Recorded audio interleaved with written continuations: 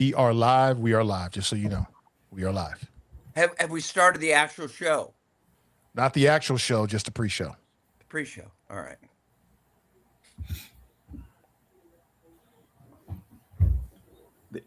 They send us statements. They let us know who you can and can't.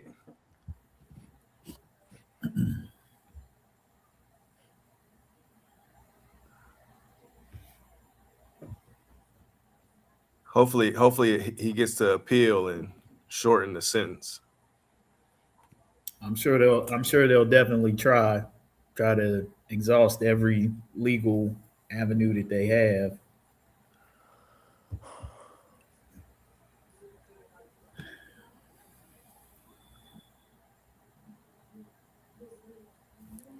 You ex-police? Actually, I was in the Gestapo for a while. I can No, believe I'm that. I'm an ex-prosecutor. Not no, I'm an Prosecutor. ex-prosecutor. Prosecutor. Okay. And it's spelled it's prosecutor, not persecutor. Let's just make sure we get that straight. It's never anybody's fault. Excuse me? What was that?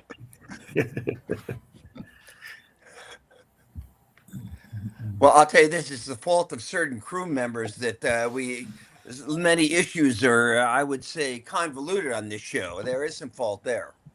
I won't name any names. Hey man, speak your mind.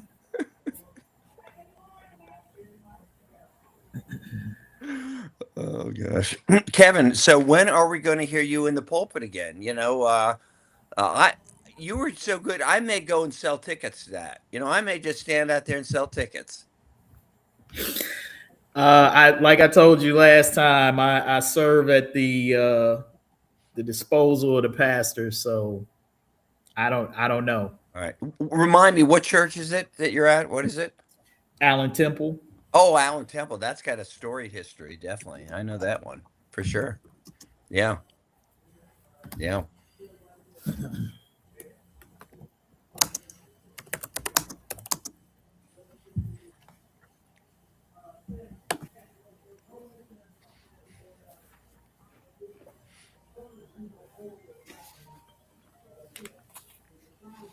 Yes, ma'am.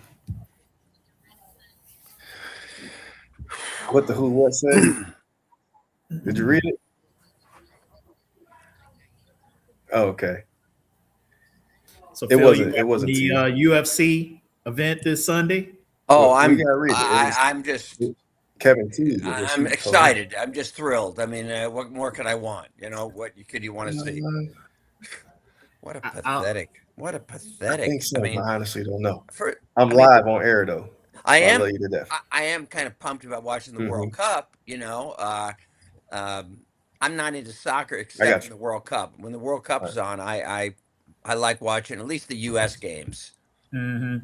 I think a lot of people fall it. Well, I don't know. I mean, I can't put a number on, but I think many people feel that same way. I kind of feel that same way. Like I don't watch much soccer at all except World Cup, and maybe if I go to one or two FC Cincinnati games a year, Yeah, that's about it. yeah, yeah. Prior to the 2022 World Cup, I have a friend in my Bible group who he's a fanatic about soccer and he knows everything about it. We went, the U.S. had to qualify then because they're the host country. They don't have to qualify this time, and so I went up with him to Columbus and saw them beat. Who did they beat? Costa Rica or somebody in a qualifier, and then there was a qualifier here at FC Stadium against Mexico, which was just wild because they had all these Mexicans, thousands of Mexicans there. It was pretty cool, and the winning goal was scored by this guy Pulisic, who's like their best player, the U.S. best player. It's pretty neat.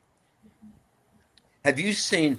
They have an HBO documentary, 5-part sports thing, all about the U.S. the World Cup, going back the U.S. team and what they've been through the last 5 years. It's really, really good. I mean, I feel like I know what all about the players and everything. So this was what on Netflix, HBO. HBO. Okay. It's really good. It's called The U.S. Against the World. Hey, what's up, everybody in the chat? See, we got Deanna, Pamela, Darnell, Andrea. Welcome, everybody.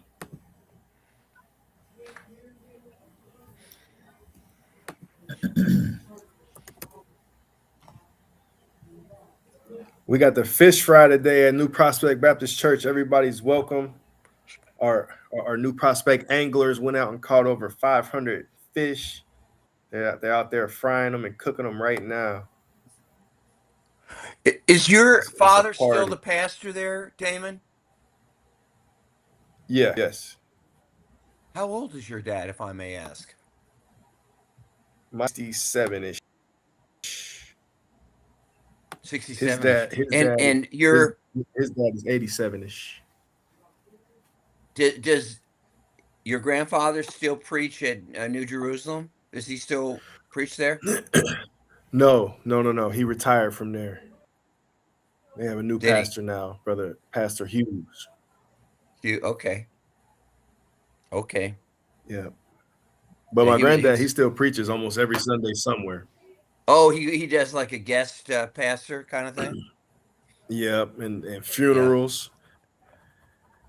Yeah. Funerals and weddings. He won't sit down. Tell him, he and I know each other pretty well. Tell your grandfather that when I die, I want him to do my funeral. You ain't alone. You're not alone. I got you. See, that was a bit of a joke because he's actually here. quite a bit older than me, but tell him and he'll appreciate it. Tell him that. Yes, sir. I got you. He eulogized the mother of a good friend of mine, and his memory is just ridiculous. I mean, he remembers stuff that, if you ever are concerned about the sharpness of his mind, you need not be, because he remembers stuff that most people have forgotten long ago. And it's amazing because he knows so many people, yet he remembers all of the smallest details of interactions that he have with people. It really is amazing. I mean, I've seen him do a number of eulogies for different people that I know, and I'm always amazed. I'm just like, man, he knows so many people. How do you keep all that? Keep all that stuff straight. Yeah. Pretty amazing. Yeah. Is your grandmother, she used to work for like American Airlines or something, didn't she? Yeah. She's retired. I assume she's retired. Yeah. They're home, soaking in the sun every day. They used to live in North Avondale. They still live there? Still there. How's their health? Are they okay? Really? Amazing to be 87.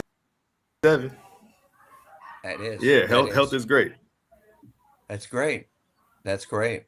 Now you have I forget, brothers and sisters? I can't remember. I have a younger brother, Eric, who's in Los Angeles. He's an actor. And then my dad, I have a younger sister as well. She's 16. She's at Ursula. Oh wow. She's young. Now, where'd you go to school? I went to Princeton and Walnut Hills. Oh, you did? Did you go to what about beyond that? I went to Central State University. Okay. Up in Wilberforce, Ohio. Oh yeah. Okay. All right. I see my man Terrace in the chat. Terrace, how's Ed Gallrine, brother? How's he doing? Hey man, I saw that. Did you trim him up when he stopped by the shop? Did you take a little off the top? I mean, let us know what's going on. Terrace, I thought we was off of Donald Trump. Yeah, he jumped right back into the Trump camp. Yeah, hold on. Let me see if I can pull this up. Look at Terrace. He talked all that stuff, man.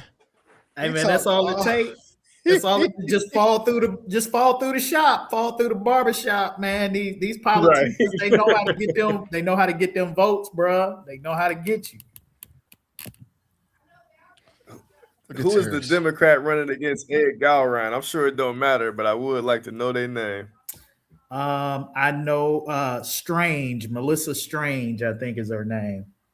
Who's that? That isn't Terrace in there. That picture, is it? That's Terrace with Ed That's Galleron. Terrace. He Yeah. looks like 20 That's years Terrace younger. with Donald Trump. You know, isn't it interesting how Terrace was so gung ho for Massey, and now as soon as the other guy wins, he's like fair weather supporter. You know what I mean? Now he's with Galrine. Yep. Look at him. Gee whiz. Yeah, vote for Terrace, Greg. I know you can't respond directly because you're not in the crew now, but you should be ashamed of yourself, Terrace. I don't know what to say. He's in here talking about immigrants. Yeah, we'll get him on Tuesday. We'll just get him and gang up on him. We'll gang up on him on Tuesday. Oh yeah, for sure.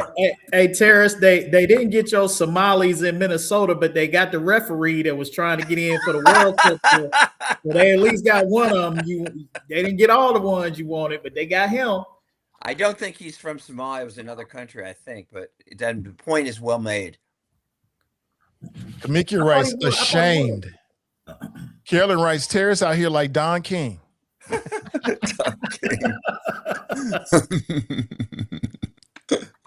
Terrace out here. Look, he said, read the post. Okay. What is he right here? Hold on, I might be able to grab it real quick. Oh no. There's nothing you can Turncoat Terrace. That's what you can't read all of this. He writes, so let me be clear. This isn't an endorsement for Ed Galleron. It really is. It's a reminder that we No, it's not an endorsement. It's an audition for a job. That's what it is. An audition for a job. Wow. Yeah, that's exactly what it is. I guarantee if Galron's going to win, we're going to lose Terrace. He's going to be heading the Washington office or something, or the Northern Kentucky office. That's what's going on here. Let's be honest. Pamela writes, Turncoat Terrace. I like that. Turncoat Terrace. Hey man, that's a Crest endorsement smile right there, man. Come on, man. It is. Come on. The next thing we know, Trump is going to land at the Northern Kentucky airport, and Terrace is going to be on the tarmac reading him. I can see Terrace doing that. Look, Terrace is a political operative in the sense of he knows how to make his moves. I think you mean opportunist is the word, I think is what you're saying. You putting words in my mouth. No, he knows what he's doing, and he's staying relevant. You know what I'm saying? Yeah, relevant.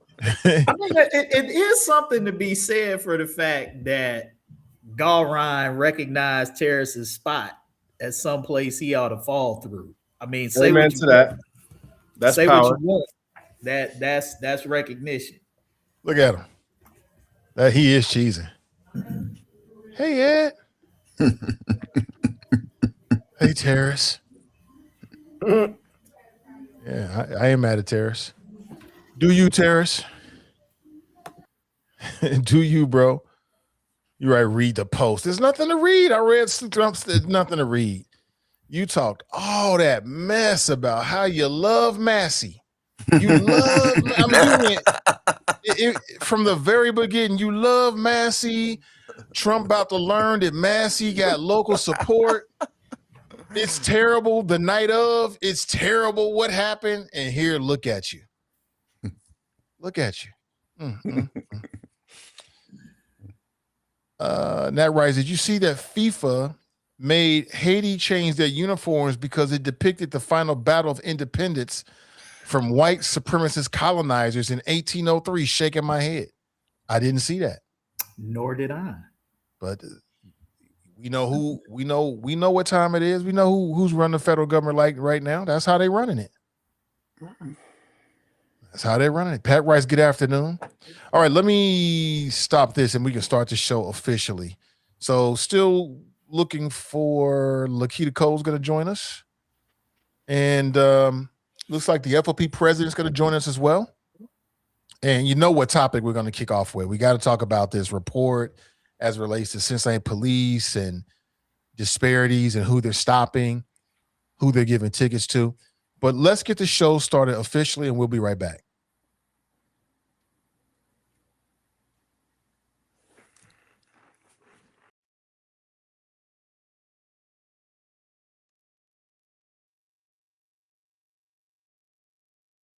All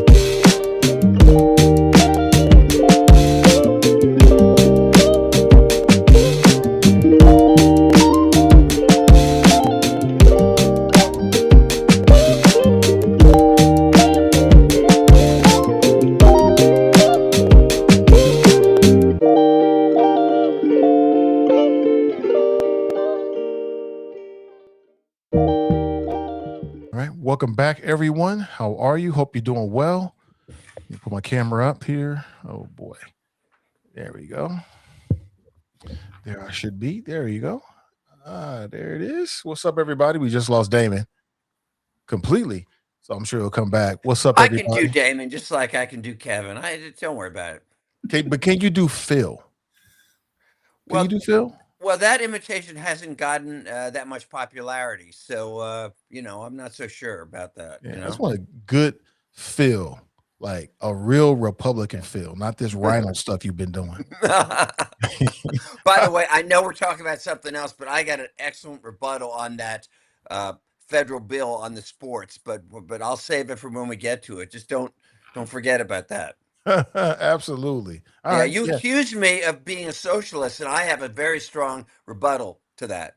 No, I didn't accuse you of being a socialist. I You accuse accused me you of of not being a being a real contrary to Republican. an anti-capitalist or something. No, to I that accuse you effect. of being antithetical to the traditional Republican values of smaller government. How false an accusation, sir. All right, I can't wait till we get to it. Welcome, everybody. Hope you've been here. If you've been here for a while for the pre-show, we usually get started about 1:05-ish. We're just chatting, just vibing as we get ready for the show. You're always welcome to join us. Technically, we'd like to start the show about 1:15. Start a little bit late today, which is unusual, but forgive me. But welcome, everybody. Hey, Carolyn, good to see you. Been going back and forth with Turncoat Terrace. You're new to the show. Turncoat Terrace. Look at this guy. Hey, man. listen. You know what? Terrace is kind of the hot mic answer to Lindsey Graham. You know? Wow. Wow. And I love saying this stuff when he's not here to defend himself. That's what I really like. That's well, depending on how you look at the world, that's either really good or really bad. Now he can't interrupt me when I'm interrupting him. Exactly. Man, after he poured out some raw milk for Thomas Massey, he turned around and did that. Man, that's just Yeah. Oh, he was upset. It's terrible. And now he is cheesing with Galleran. There it is. And see, but that's how the world works, though. Like, doesn't it? Hey. Yeah. You know what I bet? I bet Terrace has just become a Knick fan. He might have. You know, I want to see the Spurs fair win weather myself. guy. Let's face it. I wouldn't say he's fair weather. It's like, hey, Massey lost. So you got a new congressman. You might as well have a relationship with them too, right? Isn't that that's smart? Hey, it's like my man, the late Joe Madison, the Black Eagle, God rest his soul, used to say there are no permanent friends or enemies, just permanent interests. Just permanent interest, right? Oh, you're such a cynic. Yeah, like the U.S. foreign policy. There it is.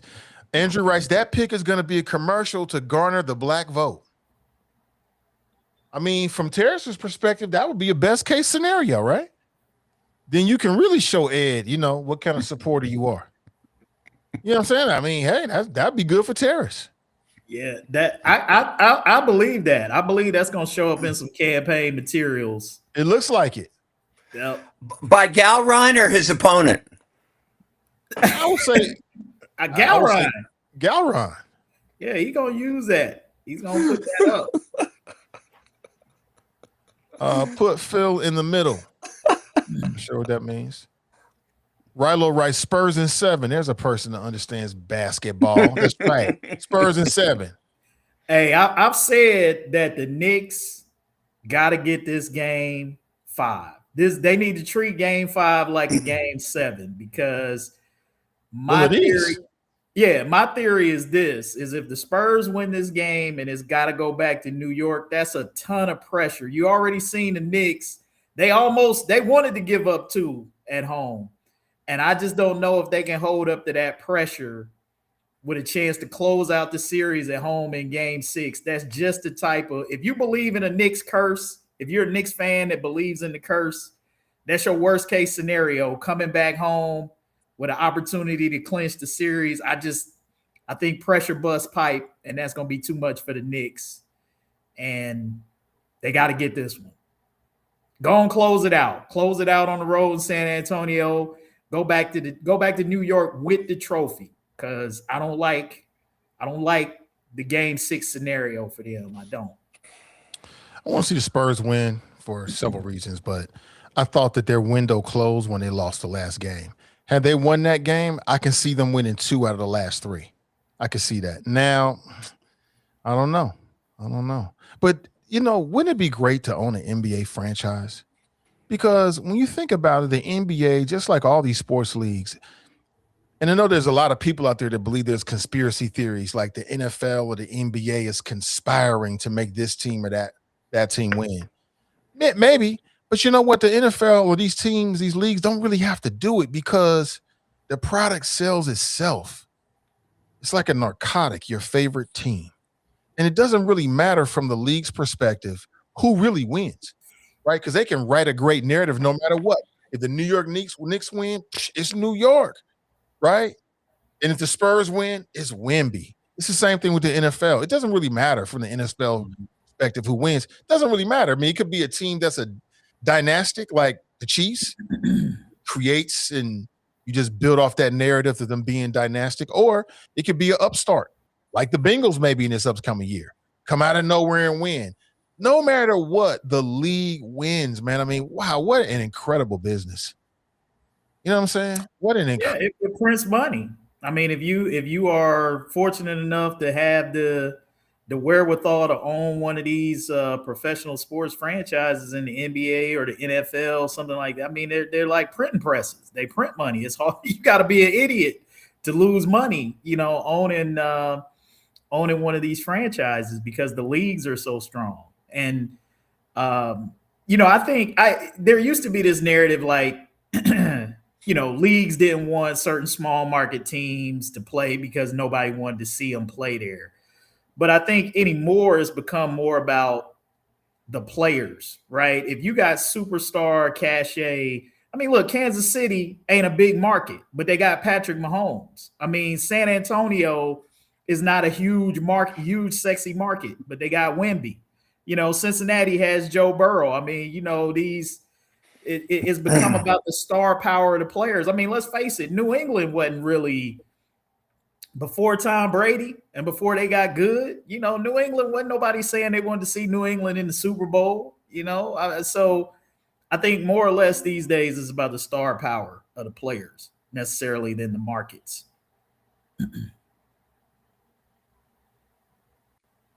Damon, if you're still out there, bro, try to get back in. I'm not sure what happened. Something happened with his connection. I still say college basketball, college football is, as a fan, I think far superior to pro football and pro basketball, despite the capitalistic changes that Kevin and his ilk have pushed. Okay, I still far preferred to the pros. No way. I'll lay out the reasons. Pros have too many games. Too many people get in the playoffs. I mean, in all these pro sports leagues.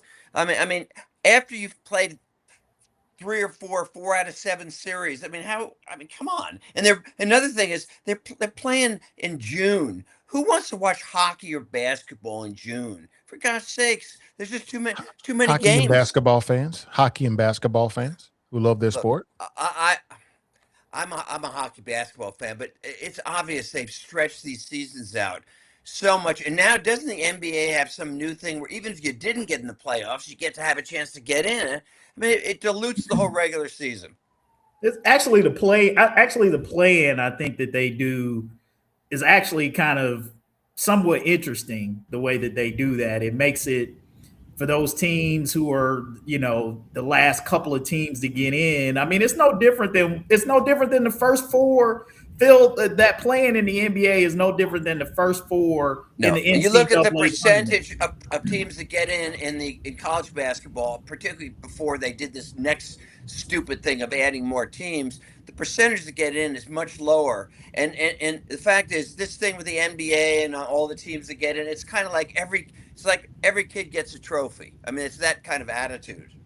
I don't think we're quite there yet, but you know what I'm hearing that's consistent about you, Phil, is that you got this Archie. I'm great. I'm articulate. We all know that. Yeah, all those things, man. But you also got this kind of Archie Bunker quality to you, where hey, come on. Well, let me finish. Come on.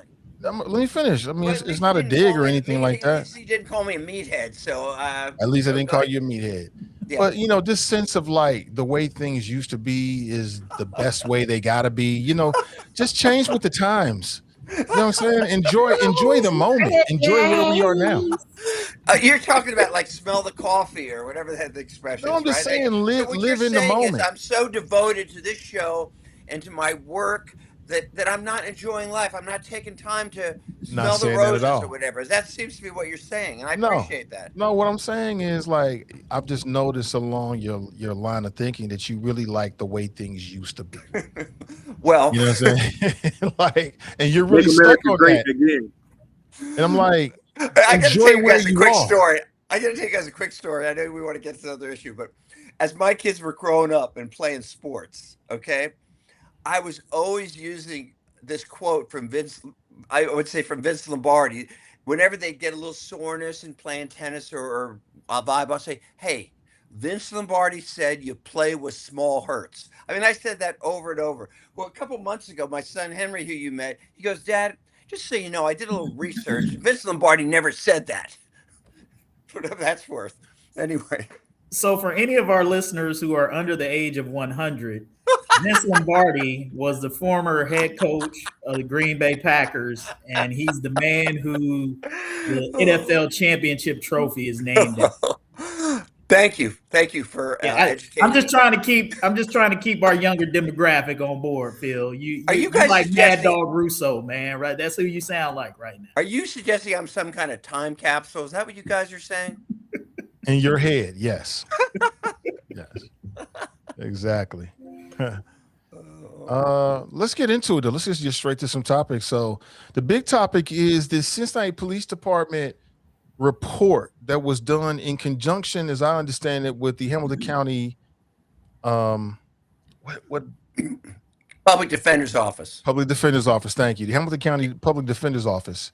And it made some conclusions that are really catching people's attention.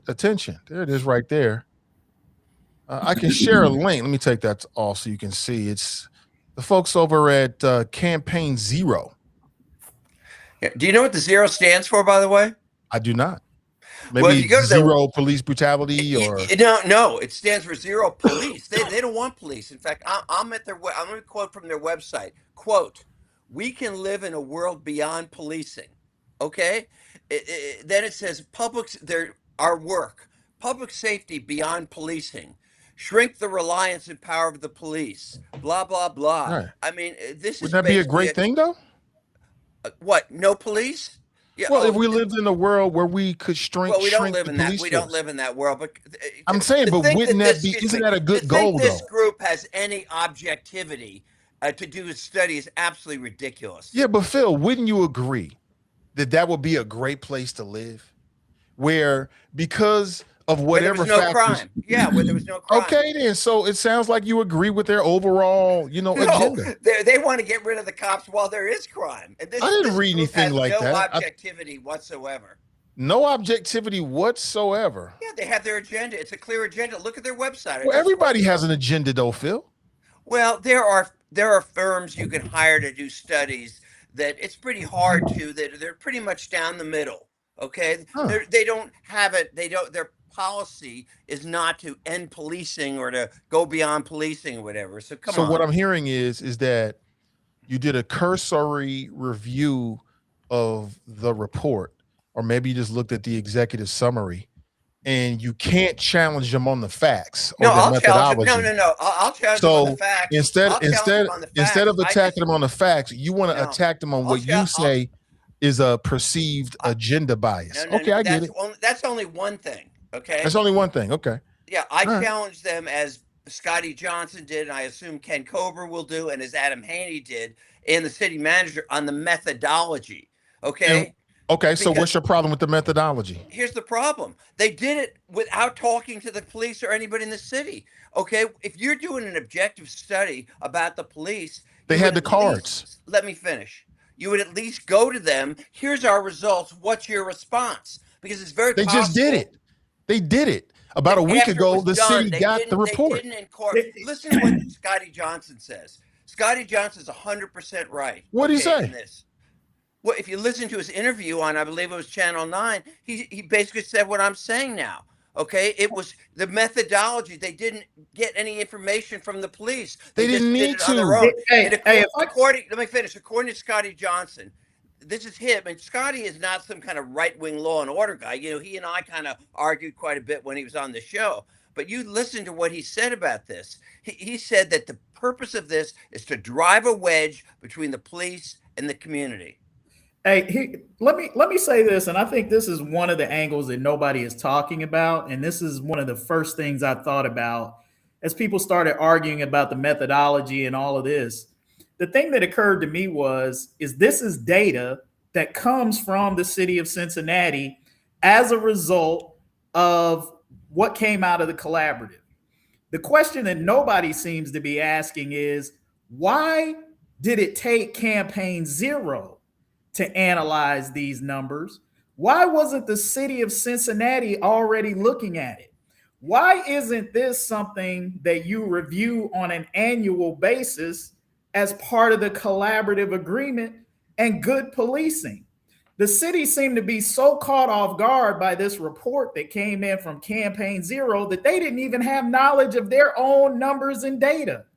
And so it's like, my question is, and I hear what you say, Phil, about agendas and objectives of organizations, and you can kind of make numbers look like anything.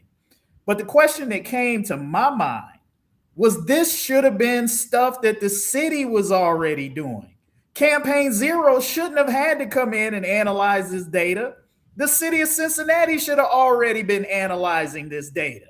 That way, you don't have to worry about trying to scramble and defend yourself against whatever agenda you might believe campaign 0 has. So now what you have is the city manager and others scrambling to bring in somebody who's actually going to analyze the data, maybe in the way that they want it to turn out, kind of similar to the Chief Thigi. You ought to relate to that, Phil, because you hated the way they hired the law firm to come in and get the No. Well, yeah, and get the true, results. So they'll do the same thing with this. They'll find somebody to come in and look at the data and give them the conclusion that they want. But my whole point behind this is this is good data that has come out of the collaborative agreement. Look, we can't sit here and pretend like Cincinnati did not have racial bias issues. That's why we got the collaborative. The lawsuit that Damon's dad and the Black United Front brought against the city had everything to do with this exact type of racial profiling, police stops, frisks, all of that stuff. Go back and look at the lawsuit that they filed. 30 years of historic racial profiling in the city of Cincinnati. That is what the lawsuit was that was eventually settled and led to the collaborative agreement that we have today. So we can't act like this hasn't been historically a problem for Cincinnati police. Now, maybe it's gotten better. That's one of the things that you can glean from this report, is that it appears that overall, since 2009, at least this era that they looked at, while the total number of traffic stops is down, okay, that's if you want to take a positive from that, that traffic stops have been decreasing up until, ironically, 2016, lest we remember what happened that year. And then from 2016 to 2019, you kind of saw an uptick. Then you had the pandemic. The stops went down again. No surprise there, because we're in a lockdown for a year and a half, almost 2 years. So you don't have as many people out and about as you did. So that explains that. And now the numbers have creeped back up again since, since 2020 or whatever. I expect Brother Phil to scramble and stumble because the numbers show that the police are racist. As me being a black man in America, I've always known, but it hurts when our city council, who is all 9 Democrats and all they're supposed to be democratic and for the people, when they get to scrambling and stumbling, I get confused. Why would Anna Albee be saying, well, we didn't look at it? Well, the numbers are there. There's nothing to look at. Why was Scotty Nathan, Johnson try to trying pull what the Scotty numbers Johnson's say? clip? Would you try to pull his interview with the? Yeah, you know what news report it was, or I think it was Channel 9. I think if you go to the Channel 9 site, I think that's where he was interviewed. All right, I'll check it out. In fact, you sent that clip to us yesterday, and then you switched it to some other media source. Sorry, Dan. Go ahead. I think I have it here. Let's see what Scotty had to say. I think I have it here. Give me 1 second. Yeah, let's see what Scotty has to say. But I just felt like Kevin was 100%, in line with my own thinking about it. First thing I saw was, why haven't they been doing this every single year? Why haven't you? I mean, just as general practice. Every single year. Who's the they? The city of Cincinnati, along the Cincinnati Police Department. This, it's not going to bode well for them. Well, but it's not about whether it bode well or not. It's about taking responsibility for something that you're trying to deter. And so we all know, like, if you ain't trying to quantify it, then you ain't serious about it. So they should have been doing this on a regular basis. There's no real solution to it. Now, maybe they are doing this internally, though. Maybe internally they've got this data and it's just something that they didn't want to put out because, like you said, it was embarrassing. I would say that would be a letdown. Well, just keep it real with the people. Again, that would be the worst possible thing, to have done it and then not to put anything out, because it does look like you're trying to cover it up. It does look like you've got some untoward things going on in the department that you don't want to make public because of how it looks. That's been the criticism of this mayor and this council, is that they're more concerned with optics than they are with results. So if that were true, that would be the worst possible case. All right, I got the video here. Let me see what I can run it. Check this out. A collaborative effort with this, fortunately. 7% of the city's population. Unfortunately, there was not a collaborative effort with this group that did the research. The report released Thursday found this group is stopped 5.4 times more often. I think you missed a lot of it. 3.2 times more often in vehicles than white people. In 2009, black residents made. So you're saying he goes in more detail about how he feels. I think you missed the earlier part. I think because he was on for quite a bit, so you might want to go back a little. Let me try it here. It looks like he comes back. Showing, maybe he comes back. That he or she's stopping more black people than white people, and they patrol Winton Terrace. The fact that the population is 95% black would tell that story. Both Interim Police Chief Adam Henney and City Manager Cheryl Long questioned the methodology of the report. Henney, in an email obtained by WCPO to his officers, said, in part, "I believe the methodology employed is flawed and that the conclusions drawn are misleading." Long, in a memo to city leaders, said the city was not consulted, but indicated they are working collaboratively with Campaign Zero to provide context from other data sets. You wonder if this is not politically motivated to attempt to drive a wedge between the black community and the police department.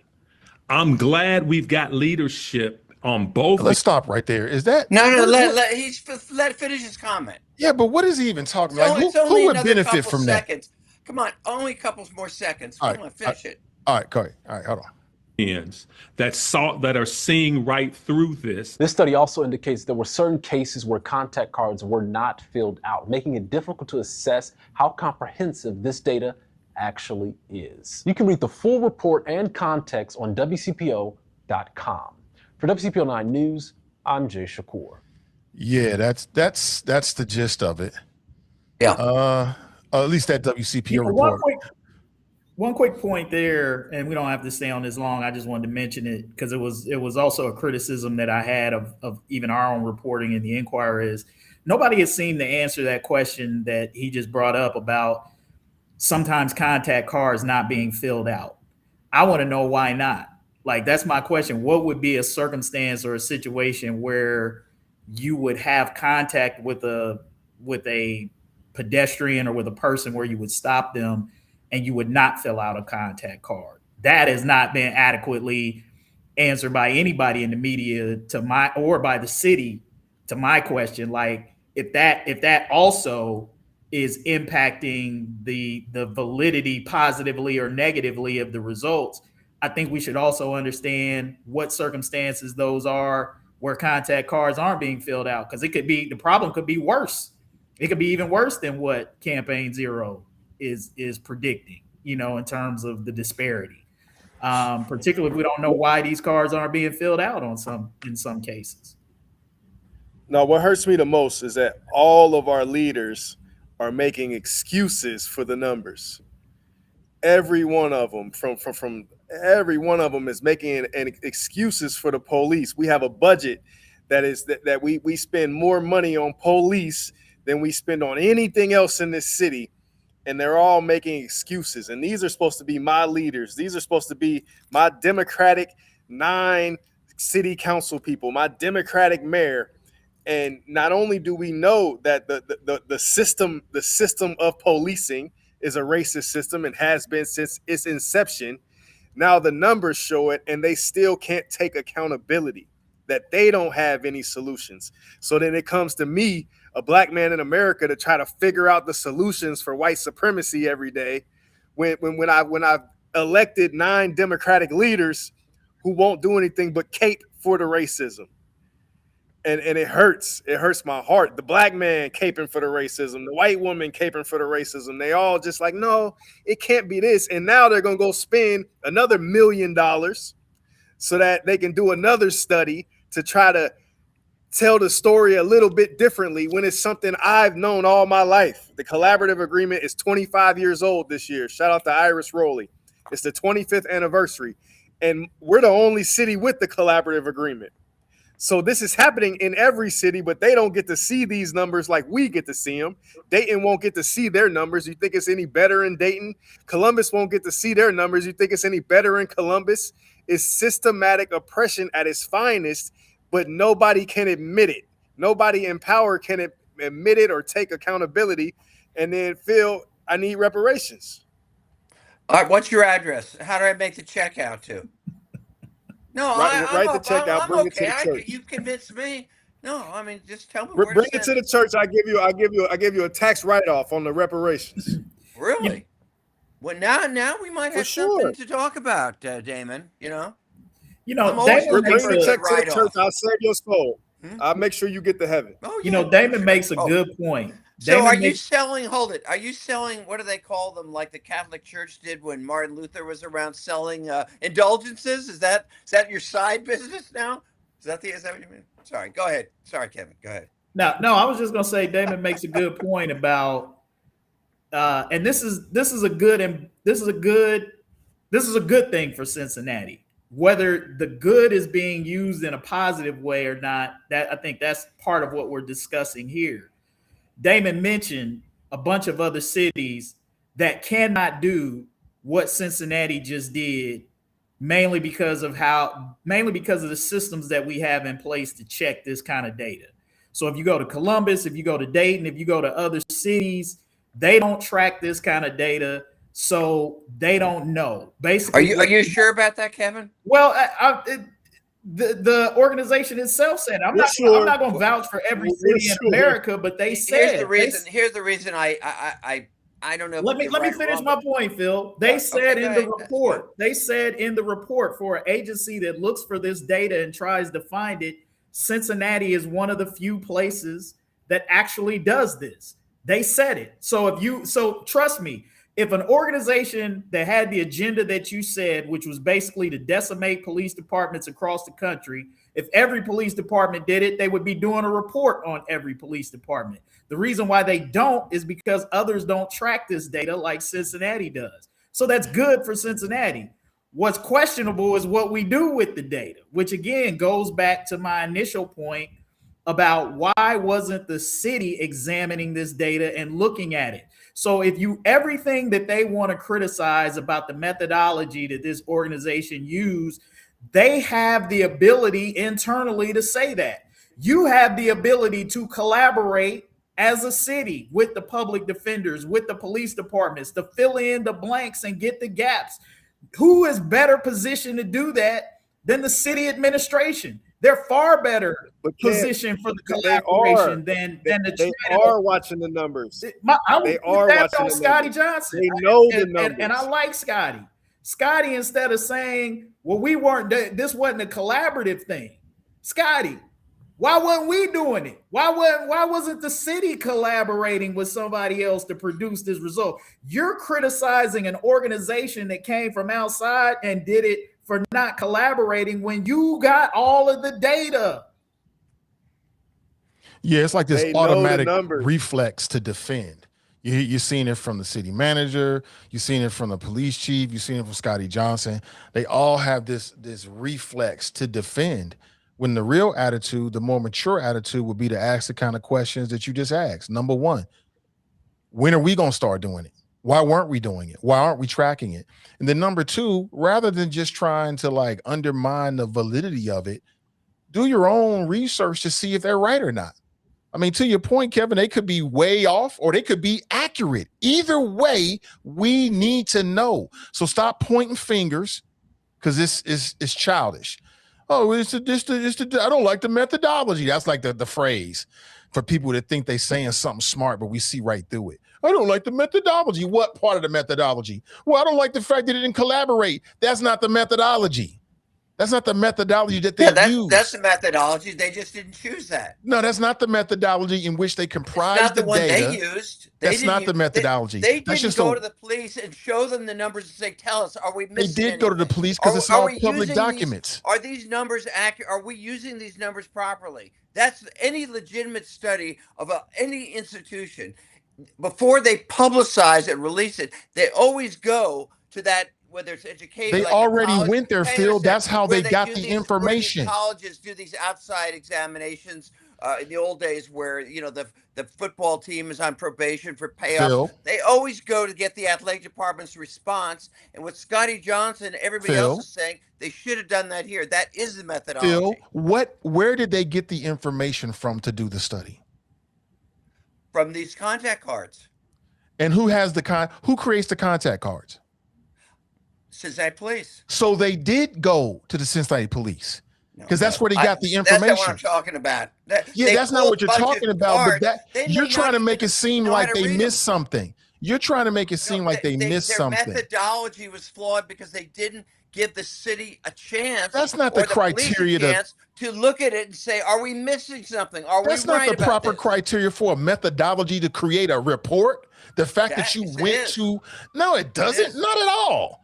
You don't know nothing about polling or making reports whatsoever. That's more of a brother Phil. That has nothing to do with their methodology. A lot more city reports, with all due respect, Nathan, than perhaps you have. I've read through a ton of them, and I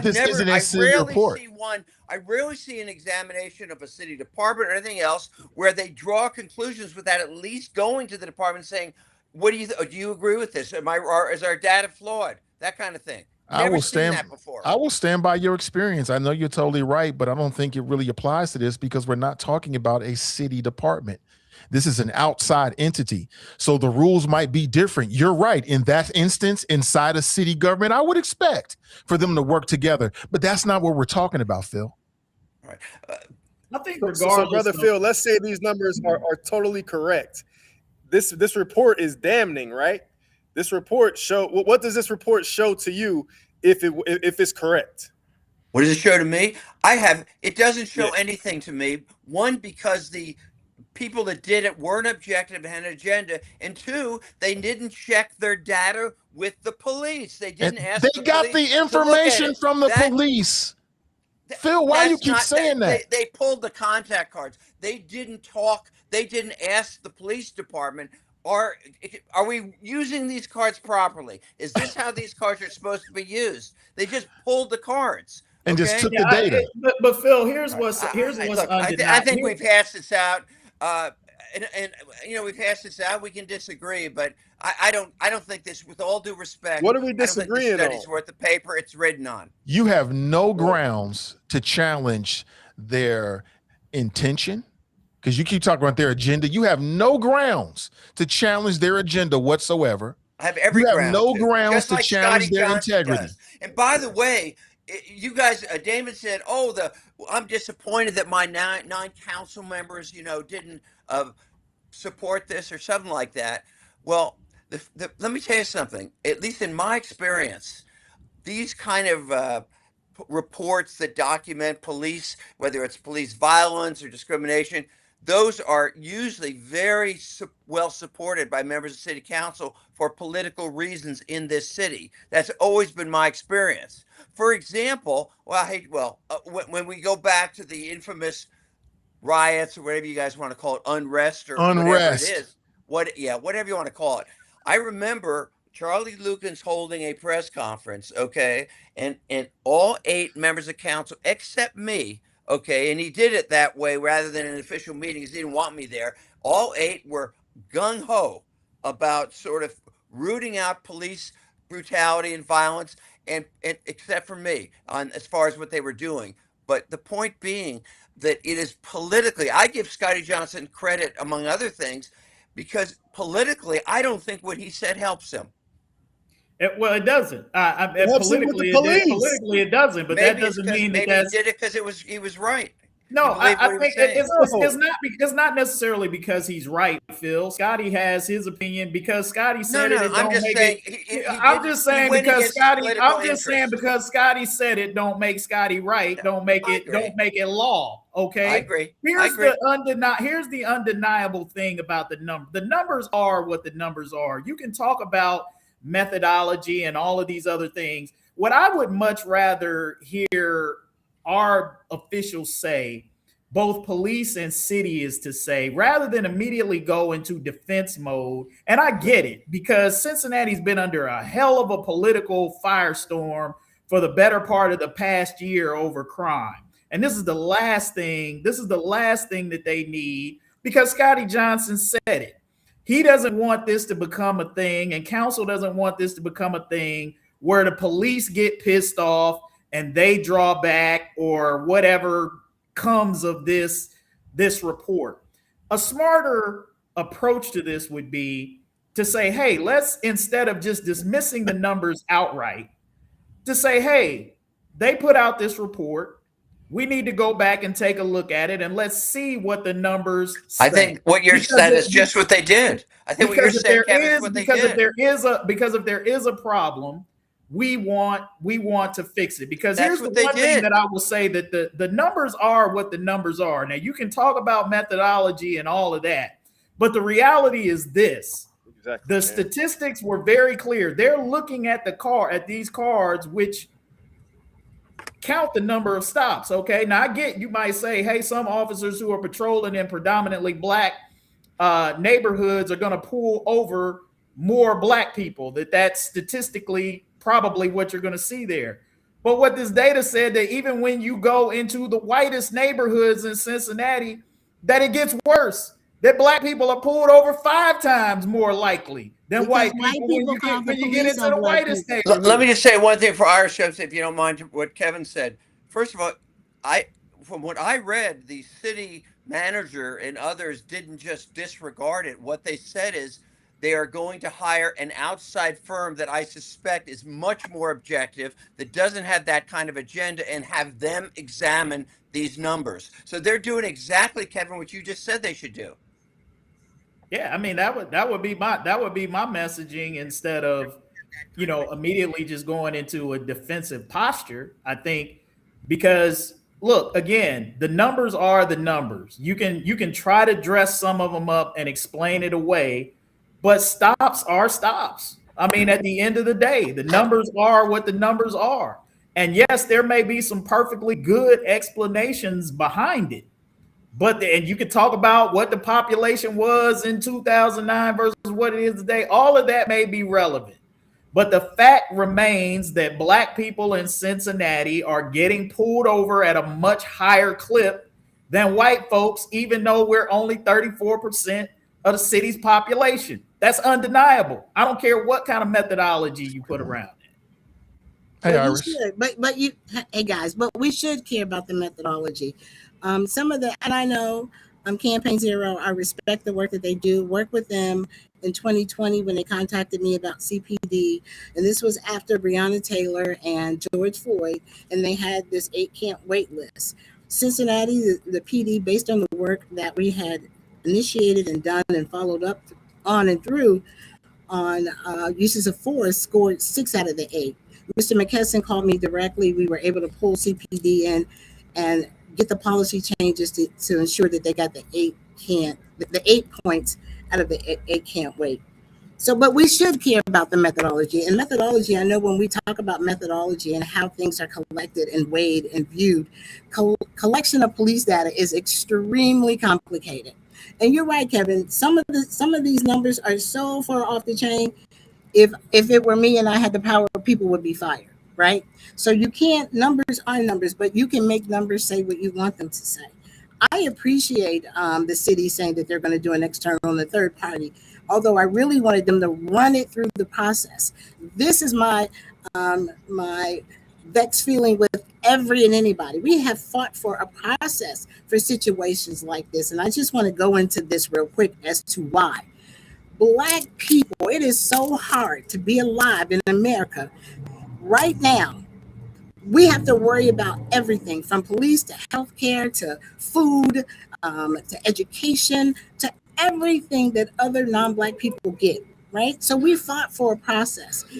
These numbers should have gone through that process. So one, we can assure that the process itself works. This is what Black people said they wanted to do based on the first set of racial profiling data.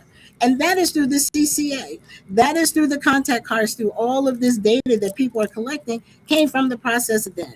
So why not continue to use the process now so we can get to some solutions and resolutions and to begin to look at how to stop the racial disparities.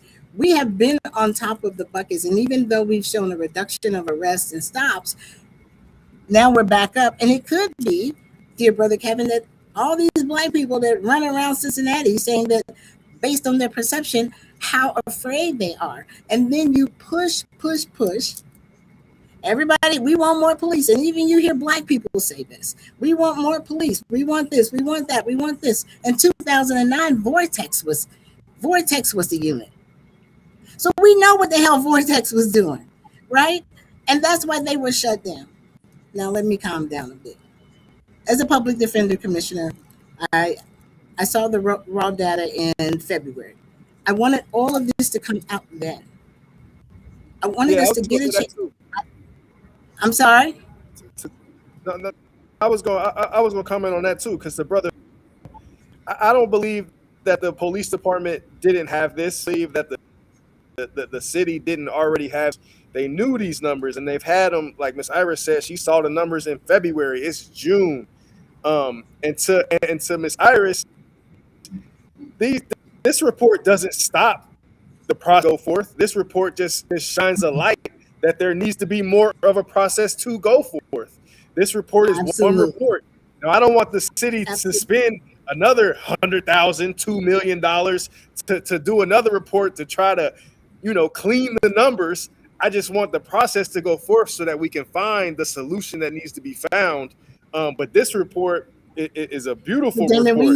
we need a reputable source. The city's not going to accept this. Campaign Zero's numbers in Ferguson were the Ferguson folks complained about it. So the city wants, and I agree.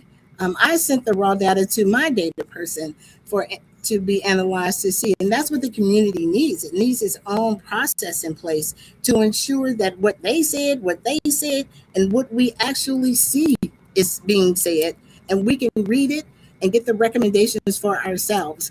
That has to happen tandem. So I'm currently looking, I reached out to the Center for Policing Equity, which is ran by Tiba Goff. I tried to get him into the city of Cincinnati, to the police department under former Chief Thigi.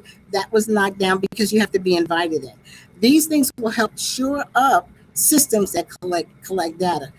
But I just want to say, the data that is being collected, Black folks don't feel hopeless in this. This came from you. Contact cards came from you. And we've seen them go up and down. I know I've talked to Kevin about it, Nathan about it, screen from the top. CBUF has receipts of how we've asked for more monitoring of the data. And if it doesn't come from them, we must be able to do it ourselves. So Iris, that was kind of like my opening question on this, and you know, I know your extensive history and all the work that you've done over the collaborative. There've been conversations over the years about funding for the collaborative and efforts, and how that has never really been up to snuff. Why haven't this data been examined by the city before? What is the point of the collection of the cards, the contact cards, if nobody ever looks at it, if there's never any kind of examination? And I think what frustrates me, and I'm actually in some levels thankful for what Campaign Zero did, whether you agree with the methodology or the conclusions they reach, because now it has us having a conversation about data that we've had obviously since 2009 and nobody is crunching. So why is that, from your experience? Why is that the case? Why is nothing being done with this data? Because it seems like that would be an annual analysis for me. And that's a fair assessment, Kevin. I'm not going to argue that point. And again, as I said earlier, we have receipts of how we requested that all the data be monitored. But just as we had to come in and sue in federal court and allege racial profiling to get to this particular point, sometimes it takes us to do it if we're serious about Black lives. Now, I don't want to answer for the city.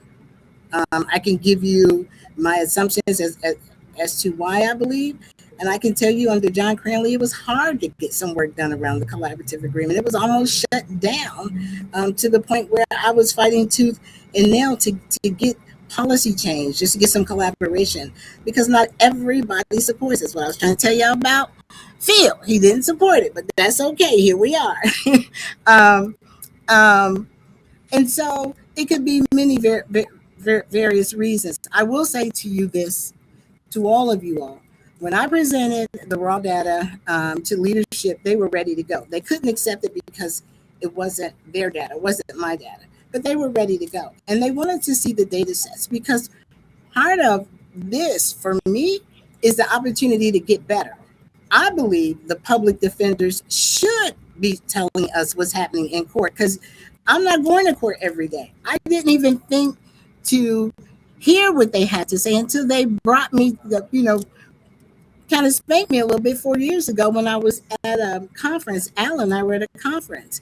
And when I realized that they have part of the pie because they see things in court. And if you see bad cops in court, we need somebody just tell me. And I told them, I've been here for 20-something years and you all never reached out, right? And nor do they send their people to you. And this has been a problem for me. And I've put it on the record at the public defenders. Send them to CCA, because if you don't come to CCA, I can't see it. They can't see it. I need to track and follow something. So, dear brother Kevin, I know I kind of veered away from your question. Why has the city of Cincinnati? And you would have to go back and ask the mayor, police chief, city manager from 2009. But I'm telling you right now today, everybody is ready to get at this. And it just, They for me, have. wasn't done in the way that I would have preferred, because it burdens Black people all the time. We have to be responsible for being the victim and fixing stuff, right?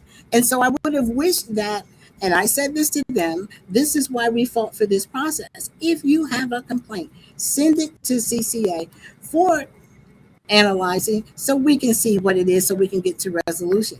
This is going to be a lot of work. Most people are not for it. Most of us just want to talk. Most of us won't come to a meeting for the next year to watch this thing go through. So I do appreciate Campaign Zero's effort. I appreciate them analyzing it. I appreciate them waking y'all up, saying, let's have this conversation. But we was going to have this big data conversation at the conference. We always do. So if the collective comes with the right frame of mind, we could be better at what we're doing and assisting the city and the police are getting better. That's what I've been doing.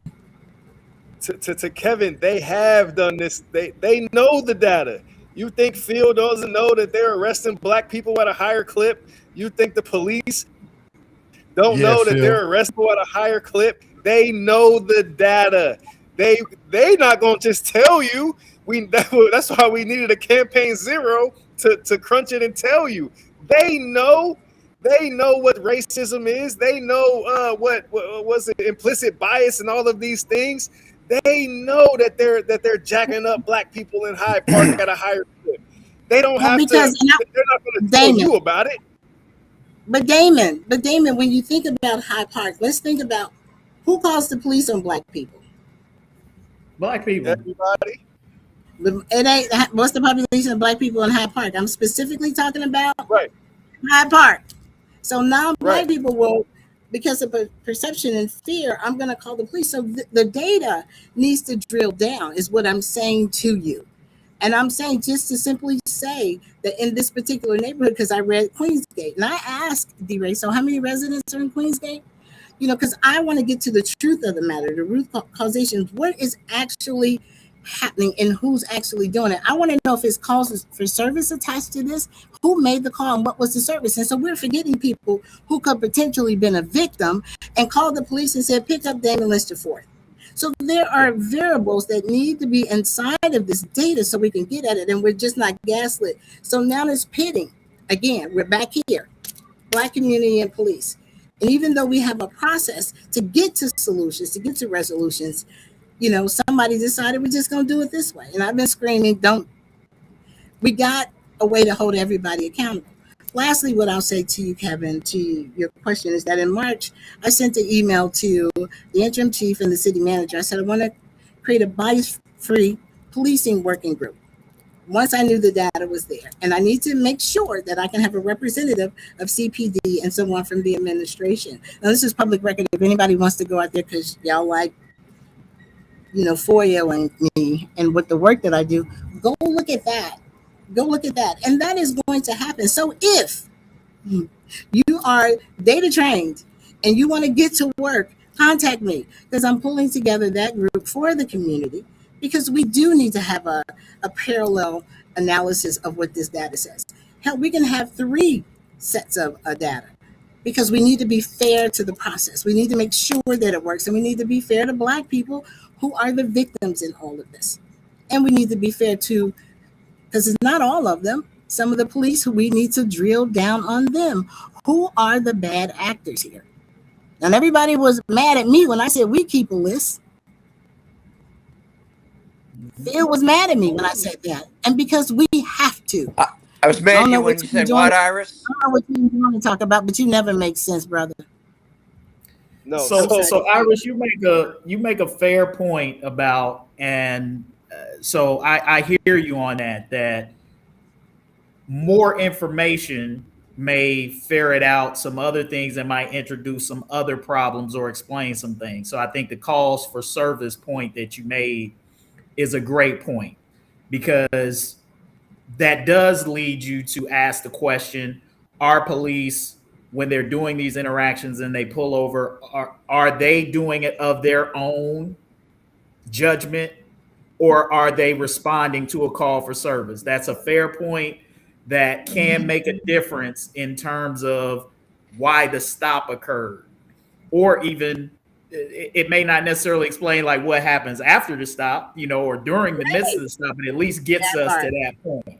And so if we got a case of a bunch of Karens who are afraid, who are calling the police on black folk because they rolling through their neighborhood, that's a different conversation than racism from police. That may be some citizens who got some issues. So I feel you on that point where some of those finer details do make a difference in terms of how we interpret the data. But I guess my overall larger point in that is yes, the finer details can add something to it, give us a better look, but the fact remains that when you look at the numbers in and of themselves tell a definitive story about how likely you are to encounter police in the city of Cincinnati if you're black versus you're white.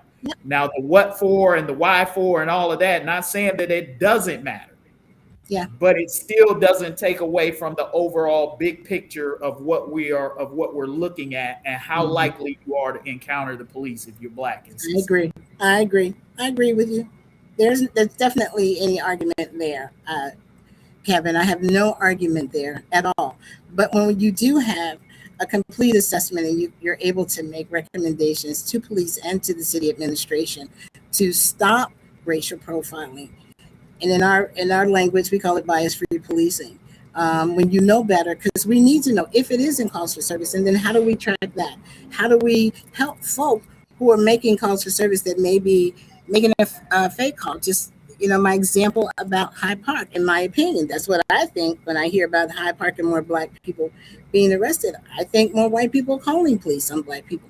And what is the rest of the story? Is there some court convictions? Did people lose their jobs and their housing? For me, Black life matters. And it's not just at the stop, it's what happens after the stop, Kevin. What happens to the quality of life of that particular person. So again, if you're the data-minded person and you want to get down, I'm building a team right now to be able to look at these numbers and make recommendations and suggestions. It's not going to be a quick thing because the city is going to do their own analysis. I want the community to have its own analysis. And if there are folk who are smart enough to look at this large sample and give us their thoughts around what's happening, I'm ready to go, as I was in February. So it's not a good look. And Kevin, to y'all, there are some folk on this list that are on my list that just, the numbers don't lie. Even if you parcel them out, and even if they were in Hyde Park, it still makes no sense. And then there's some that I look that kind of, I can see it, but there are some on this list, it's just, they're horrible. So I also feel there needs to be some accountability within the community, and not really the black community, but just the community at whole, as to why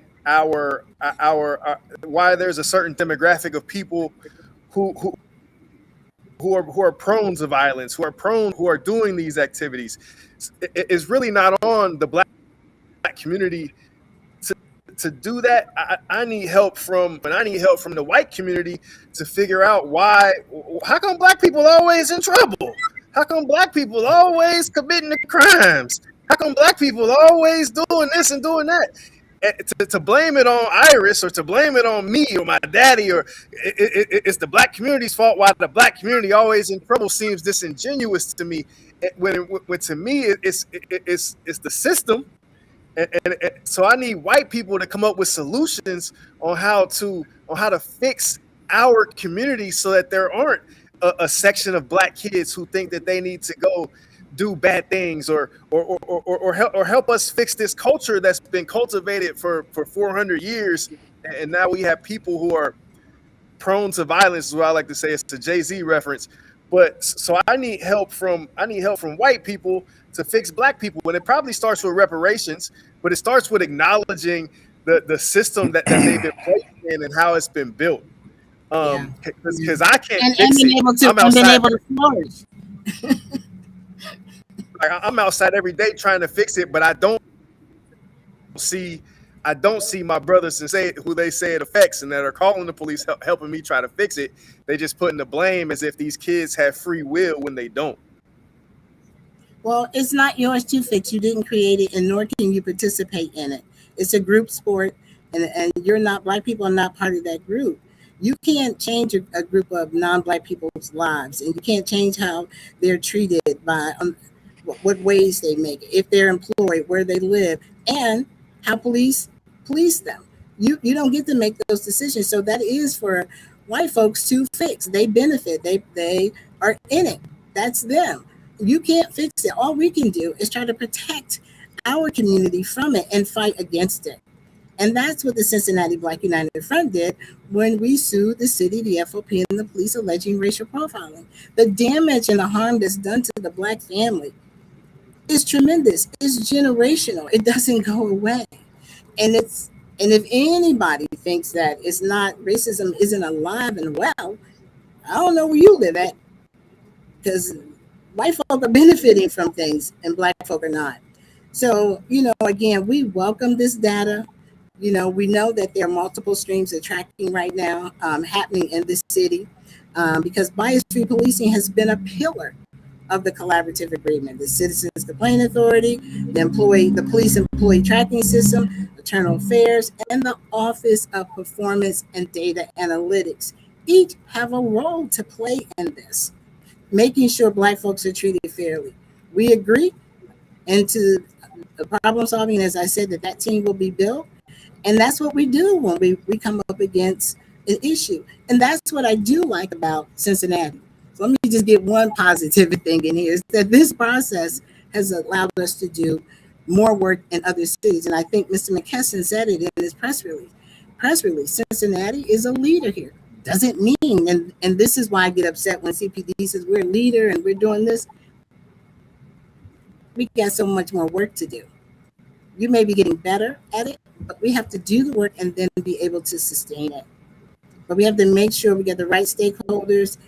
As you said, Mr. Forth, there's some ownership of this by white folk in the city of Cincinnati, because they keep pushing this narrative that all black people, based on a brawl, we are now just born criminal.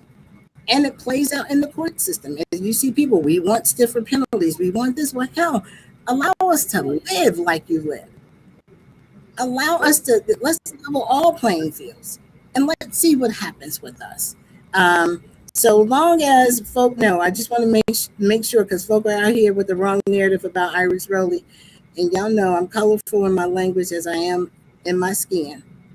You all know that I've spent the past 25 years, along with the Black United Front, trying to assure not just the goals of the original collaborative, but everything that came out of the refresh, which includes data and the monitoring of it. So we're here to do the work. We stand ready, as we have been for the past 25 years on this effort. We're probably going to have another one.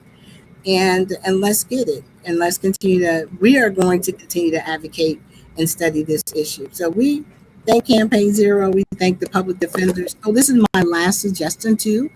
And this may help Phil, because Phil, if you want to help us, this is what I think.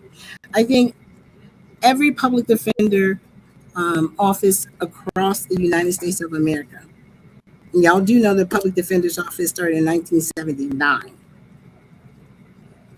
Just put that into your context. I am the second Black public defender commissioner ever.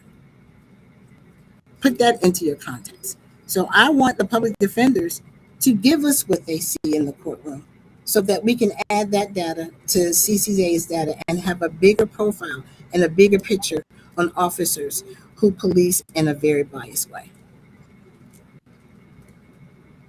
I think there's also, right now we're dealing with race. Race is an identity, but there's also a class issue, right? So it's more of a class issue. Whereas I had a theory one day that all of these murderers, I bet none of them have a mortgage. I bet it'd be hard to find a murderer in jail who had a mortgage before he went to jail, unless he killed his wife, like a crime of passion or something. So there's housing as an issue, and there's these class issues that if we just boil them down to black and white, we're gonna miss the picture of why a certain set of people are always in harm's way.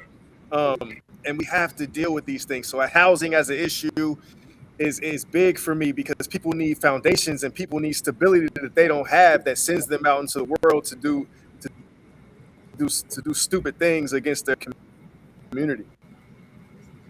Yeah, I think Damon, you hit it right on the head. I mean, it's some of the things that you and Iris are talking about, obviously, are things that which Phil don't like to talk about, which are root causes, things that go beyond simple policing, but it's what leads people into those situations, and quite honestly, you know, who the face of crime is. I mean, I say this all the time, and this is really what it boils down to, and this is what I'm sure I don't know what Phil is thinking. But I can tell you that there are probably a decent number of white folks in Cincinnati and in the surrounding area who probably think, well, y'all black folks are more violent. Y'all are the ones who are committing the crimes. Every time I come to my TV, you guys are the ones who are killing each other. You are the ones who are wilding out. And so, yes, it's natural that you come into contact more than white folks because y'all are more violent, even though that is statistically untrue nationally, mainly because there are more white people than there are black people. So there are actually more white people in jail and in prison and who get convicted of crimes probably every year than there are black people. But that's not the face of criminality that we see in our media or how it's talked about. It's talked about as though black people are the only ones in America committing crime, killing people. And that is why there is such a lack of, I don't even know if compassion is the right word, but attention or need to address the issue from the white community. And I had this very conversation with a white gentleman who wanted to have this conversation with me. And I told him, I said, look, the problem with most white people is they think that crime in general is a problem for black people to fix. Their definition of fixing it is more police, right? And that's not the fix all. And those who do have resources, you got a lot of people who are willing to cut a check. You know, that's the other thing I'll say is, you know, they'll say is a lot of people write checks. They give a lot of money to a lot of different programs and stuff. And money is good, but presence is better. You know, Iris, I think you could attest to this. How much would you have rather had bodies on Government Square than dollars, right? Bodies on Government Square would have been a hell of a lot more beneficial to what you were trying to accomplish than a check. But a lot of people are comfortable writing checks for black causes than showing up for them. And so until we are prepared to have deeper and more honest conversations about these sort of things, we just going to continue to spin our wheels as we always have. We are. Dear Brother Kevin and Nathan, I see Miss Amber's is in the comments, and her community was one of the communities where we saw a lot, where there was allegedly a lot of black folks being pulled over and stopped in Price Hill, East Price Hill. And I wanted to ask her, because oftentimes I do see her comments, and I respect their comments. But I want to know what's happening in Price Hill that more black people allegedly are being pulled over by CPD. Because it's concerning for me. I want to know each and every neighborhood. But if there's some insight that the neighborhood leadership can provide, that would be great too. Like, what is really happening? Yeah, and I do agree with the other comment. You can't move forward. So in Price Hill, which is also my neighborhood, there's a concentration of poverty. So where you find poverty, you find crime. And then so if you put all the poor black people in private voucher systems in Price Hill, then you're going to see more. You're going to see more crime. You're going to see more black, because poverty to me equates to the crime. So they concentrate the poverty in some places, in Price Hill or where what used to be in Madisonville, keep Hyde Park and these other places nice, right? You can't get a voucher apartment in Hyde Park. You can't get a voucher apartment in Madeira or wherever you go. So you have to, and then the city will say that that's not their fault, that all the poverty is in these two neighborhoods. And I don't understand that, but they won't give us the numbers on why all the vouchers and all the mental health homes end up on my street. Because communities allow that, and you see communities that will fight against it and say not in my neighborhood. The suburban community had to be sued in 1998 to allow affordable and public housing in their community. Then they changed the complexion of the CMHA board to stop CMHA from putting more housing in suburbia Cincinnati and in Hamilton County. So you do have to ask those questions, but understand who is in control of that as well. Folks didn't you see how Park say we don't want that? We don't want affordable housing in our community? Okay. Right. All right. No, I know everyone's fighting against that every day in Price Hill. It's a downhill, uphill battle, because where we gonna put the poor people if we don't put them in Price Hill? Where we gonna put the poor people who don't have yards and who don't have access to go to on vacations and who don't have access to go to all these events? And then, the tone of the city, part of being on Government Square is because you hear it. We don't want Black children downtown. We felt that way at the music festival when CPD used to walk around with dogs. Now I'm dating myself, and you all know how old I am. But for the longest, I didn't attend that function. And even as it's the largest revenue generating event that comes from Black people, even our dollars aren't respected. Hell, 2 years ago when they said they were going to take the TVs out of the suites and on the one floor in the stadium during the music festival, what?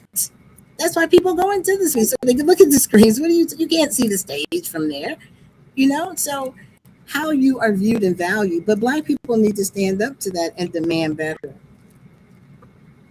Our dollars come fast, but they also come with a level of destruction. Dating myself as a child, when I went to the Black family reunion at 13, 14, 15, we were like little gangs down there just fighting each other and doing all this dumb stuff. If white people do this at their music festivals, because music festivals, I only know what happens at mine. They do, and I know they drink and drive. They do all that. They do it from the Red Stadium and the Bengal Stadium all the time. They do it from the banks. Remember, Liz Rogers used to be on the banks, and we watched all this unfold. So yes, they do. Phil, jump in, man. Go ahead and defend the white race. We need to hear from you. Yeah, I appreciate it. First of all, as I understand, I agree with almost everything Iris said. The first thing that she said that I totally agree with is she said the methodology is important. Okay, it is important. And if I hear correctly, she also said, and I agree with this, there's a million ways to use data. There's a million ways to take statistics and make them say what you want them to say. I think that's a great point. And the other thing I think I understood her to say is that for a report or a conclusion to have buy-in from the city and the community, you need. I mean, if you have a report from this organization, which, let's be honest, certainly has a clear bias and agenda, that you're not going to get community buy-in, as witnessed by just what the city council members that were interviewed said. What I hear her saying is, the city's going to do their objective study, and she and others may include their own. And I agree with that 100%. 100%. And what if the contract that says exactly what this one says? Did the fireworks? Iris, I hope you don't suffer any kind of heart attack or shock hearing this, but I'm serious. I mean it. Don't say that, Phil. Don't call that into the universe. But I want to make sure that we may have different perspectives on why I'm saying this.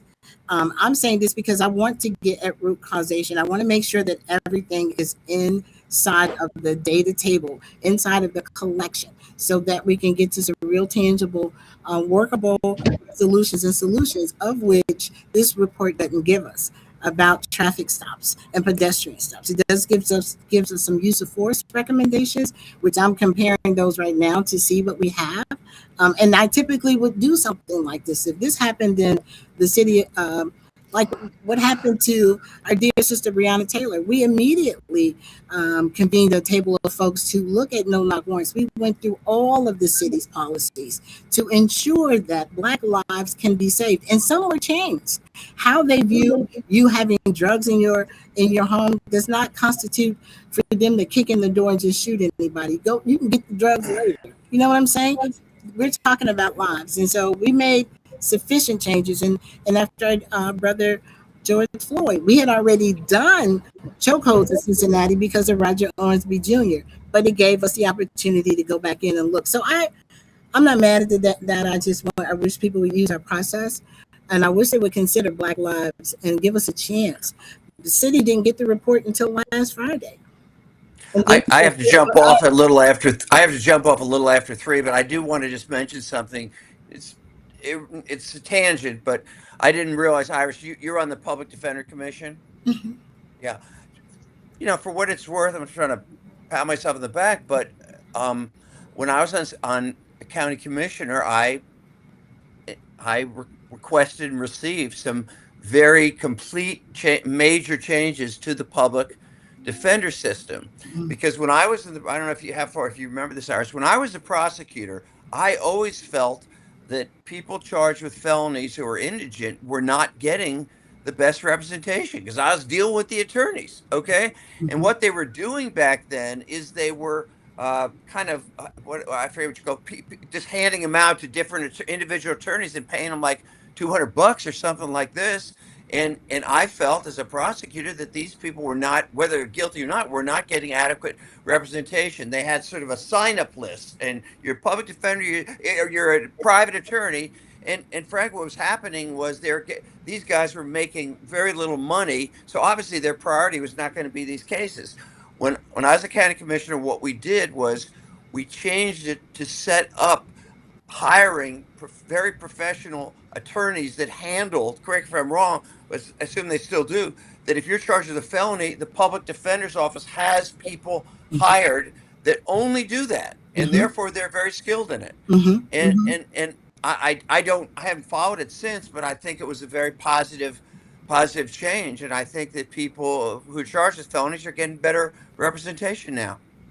Yeah, Phil, I thank you for giving us that education. And as I said, public defenders didn't start until 1979, and it makes me want to cry when I think about representation and how Black people have to fight or not have any representation at all and just be convicted and families torn apart and just the shit that we've, excuse me, I know y'all don't like cuss words, the stuff that we have to endure on these shores of America. I just want to make Black Cincinnati know, and our allies, if you are that we're pulling together the team. The city will be there, the police will be there. If you are data instructed and you have that critical knowledge and you're able to look at and then begin to help craft better review and monitoring of the data, please don't be afraid to inbox me. We need you, and this will be your public service to your city. And again, guys, I don't want anyone to think that I'm not, because I've gotten calls. They said you didn't want this report out. I wanted it out in February. I wanted the process of the collaborative to be used. I don't like the pitting of Black people against police. I want solutions. I want the value of my community to be seen and heard and valued. I want the collaborative outgrowths, the recommendations from the refresh to be taken seriously by all. While we've done some things, we are not utopia with Black people and police, but we do have the opportunity of getting things done. Iris, I appreciate everything that you just said, and I'm gonna bring a little lightning for Phil because his impassioned agreement with you is only because it's convenient for him in this situation. And here's the reality: if this what do you mean it's convenient? If this independent, I'm gonna tell you why that was BS what Phil just did. Because even if this independent report, I'll disagree. Let me get it out, Phil. Let me get it out, Phil. Because even if this quote unquote independent report that he's praising now that the city is going out and doing. If it doesn't come back with results that he finds palatable, he will have something to criticize about that and dismiss it. Because there are people like Phil who, if there's anything remotely critical of the police, particularly where race is involved, they will not accept the data. So that's why this gaslighting that Phil just did, well, I agree with Iris 100% completely. Because I guarantee you with what, if that report comes back, if that report, independent report comes back verifying exactly what Campaign Zero said, Phil will not accept it. Nor will a lot of people with the police. Here's or what I whatever. would He won't. expect. And you know how I know you. You know how I know you full of bull, Phil? Because Iris just told us you didn't support the collaborative. If you didn't support the collaborative, you sure and the collaborative did the same thing, approving 30 years of police racial profiling. So if you were so obtuse that you wouldn't accept the findings of the collaborative, you sure as hell ain't gonna get me to believe today that you're gonna I'll accept tell you what I the didn't report that accept. comes back. What I So did just not- stop it. Just stop it. Just say You don't want to hear that from me. you That's are okay. somebody who believes that the police can't do anything wrong. Just say that. It's not true. Okay, we'll Not see. true. We'll No, see it's when the not report. true. Okay, Hey, then mark this. For one thing, Mark no, this. it's not true. Timestamp this. Everybody in the And chat. again, there you go. Timestamp this You're looking at conversation. you're criticizing and my in motives X number of instead of months just when the report arguing comes about what back, I'm we'll see. saying. Well, let's You're attacking my motives, which I never do, by the way. I don't do that. And I'm sorry you're doing it. I'm And not the attacking truth- your motives. I'm attacking your track Yeah, you record. are. Yeah, you are. You're saying I'm that attacking I'm your not track record. sincere. When I say I agree with Irish, you say, "Oh, you don't really believe you're not sincere. You're just throwing out a lot of gaslighting." And No, I'm I'm saying you're let me sincere finish. because You talk. Let me finish. Because I'll what talk- let me Iris talk said now. happens to back to where you want to be right now. You did attack my motives, but put that aside, okay? I'm telling you that what Iris said was pretty similar to what I said before and to what Scotty Johnson said. All I'm saying is I agree with her on that. And if you want to go back and attack me for not supporting the collaborative, what I was against was the fact that after we had these riots, that they basically the person, and I just going to open up a whole can of worms. We'll do it another time. Open it up. Open it up. Excuse me. I was there when the riots started. I believe that they should not have taken the person who was certainly, as I saw it, responsible for starting it, and make this person the Who was kind of that, head of Phil? the Race Relations Commission. Okay, Name the name, Phil. That's what I was against. So, Mr. Phil, are you talking about Damon Lynch III? No, I thought you were talking about So Timothy Thomas. wait. Hold it. Hold it. So, But wait a minute, Mr. I Phil. don't want to get into that. That's a No, whole no, other you're issue. absolutely Oh, correct, really? Mr. Phil. But then that doesn't get us to root causations, right? Damon Lynch III didn't start the uprising or the civil. Well, I was there at the city council meeting when it started. Sir, it was the unfair treatment by police of Black people that started the civil unrest. It was the dragging of the feet of the police. We had to take them back to court. We almost got. I get the issue. You remember? You remember that when Just a Lot? I get the disagreement. Do you remember that? Do you remember? Well, I remember. I mean, it was I those. get the. It was And those by the things. way, if I could say one thing as far as this final report or objective report, whatever, I actually do expect that an objective report, not this one from these people, I think it will show a higher percentage of Black people stopped than white people. I do think it's going to say that. I just don't think the numbers are going to be I think the numbers are going to be a heck of a lot more accurate than in this report. Is any number acceptable if that's the case? Let me tell you something. If I believe, as Iris put it, the methodology is correct and is appropriate, I'm not going to argue with it. Mr. Phil, may I say this, Mr. Phil? And see, and this is why Kevin y'all love it when I say Mr. Right? This is why. I don't think God loves him when he's attacking my motives, well, but no, I'll let that slide. Motives. He thinks God always loves it. Well, I guess God does. What he's attacking your and track he is record. a pastor of all But things. it's your thinking. Imagine. But sir, it's your thinking that I'm trying to question. Yeah, it can't be correct here and not be correct 25 years ago. You can't make the statement that Damon Lynch III started the civil unrest. When people hit the streets, that means that nobody's listening and nobody cares and nobody wants to work. Dear Mr. Phil, there were 13 blue panel ribbon reports on how to fix the police the day that we signed the federal lawsuit, and nobody paid it any attention. They sat on the shelves. Now we can have a difference of opinion, but facts do matter. Melissa III didn't start the civil unrest. It was the lack of accountability and responsibility, not let's put it by this way. CPD, but the people who managed them. I'll accept that there were deep-seated, long-term issues involving race relations in the police. I won't deny, I accept that. Okay, but at the same time, I saw with my own eyes, as far as I saw it, he at least lit the spark. How? Okay, or at least got the riots going. How? Okay, Civil unrest. Riot is a legal term. You lock people up for that, but you didn't get the gist of what I was saying. Him, who as I saw it, incited and supported violence. I didn't agree with making him and some business guy the head of this whole commission. So okay, some business guy. There's no point in us arguing back and forth about it, Iris. We're not going to. You're agree, wrong, okay? though. I'm not arguing with you. I told you can't. We can have a difference of opinion, but facts matter, and facts do matter. I was at that meeting and I saw it, so I'm a witness to it. So don't say I didn't. Tell us what did you see? What did you see, Phil? What did you see? What did you see? I saw him stir up and refuse to have any order in the meeting. Just get up and scream, jump on the tables. He didn't jump on no table. And led them to the police station where they started breaking windows. Now, again, I am not denying. Windows? I am at the police station. They broke windows of the police station. Then the riot went on. So we're talking about one individual, not a day, because guess what happens, dear brother, Mr. Phil? When you have civil unrest, people travel, including white people, to be just as violent. And I watch people as I've traveled the country. I don't care if they're white or black. I don't support that kind of violence. But again, I thought we agreed earlier. I thought we were going. We did. We should have stopped there, Iris. We should have stopped there. Because your bias is showing again. How often do you and I agree?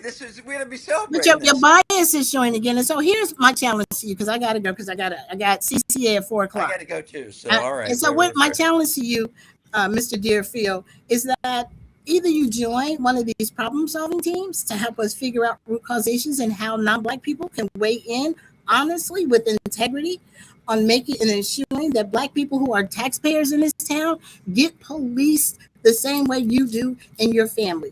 You can do that, or you can wait for the report to come out, come back on this show, and give your honest opinion. I do think that once the numbers are redone, and it's a large pool of data, that it will clearly show racial profiling, and you will see that. And so can we get you, once that happens, will you be able to say you agree with the findings?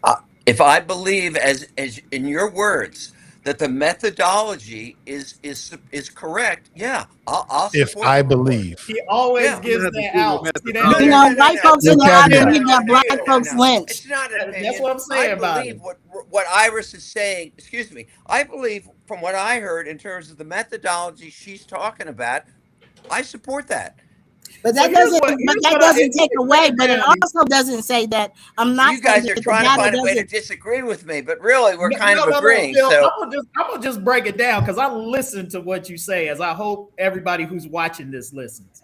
I listen to it, and this is why I say that you're full of it, because you've already sat here and said, hey, I acknowledge that racial profiling exists. It's just to what extent it actually happens in the city. So I don't like, Phil, even if it was 2 times as many as white people, don't you think that would still be a problem? So what we're arguing about here is not that it exists and that it's an issue that we need to deal with.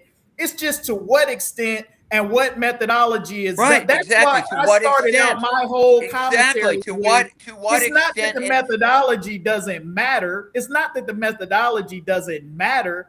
Well, that's but what we're overlooking is that we still have a substantial problem. How we get to that problem, okay, I'm willing to entertain that there may be different ways that we got there, but we still have a significant problem. And that's all that matters, in my opinion, is that there is this problem with profiling that we see where Black people are more likely to encounter police than whites. You would acknowledge that. So all of the rest of this mess that we're going on about the methodology and all of this other stuff is just things that people use politically and otherwise to keep from addressing the issue.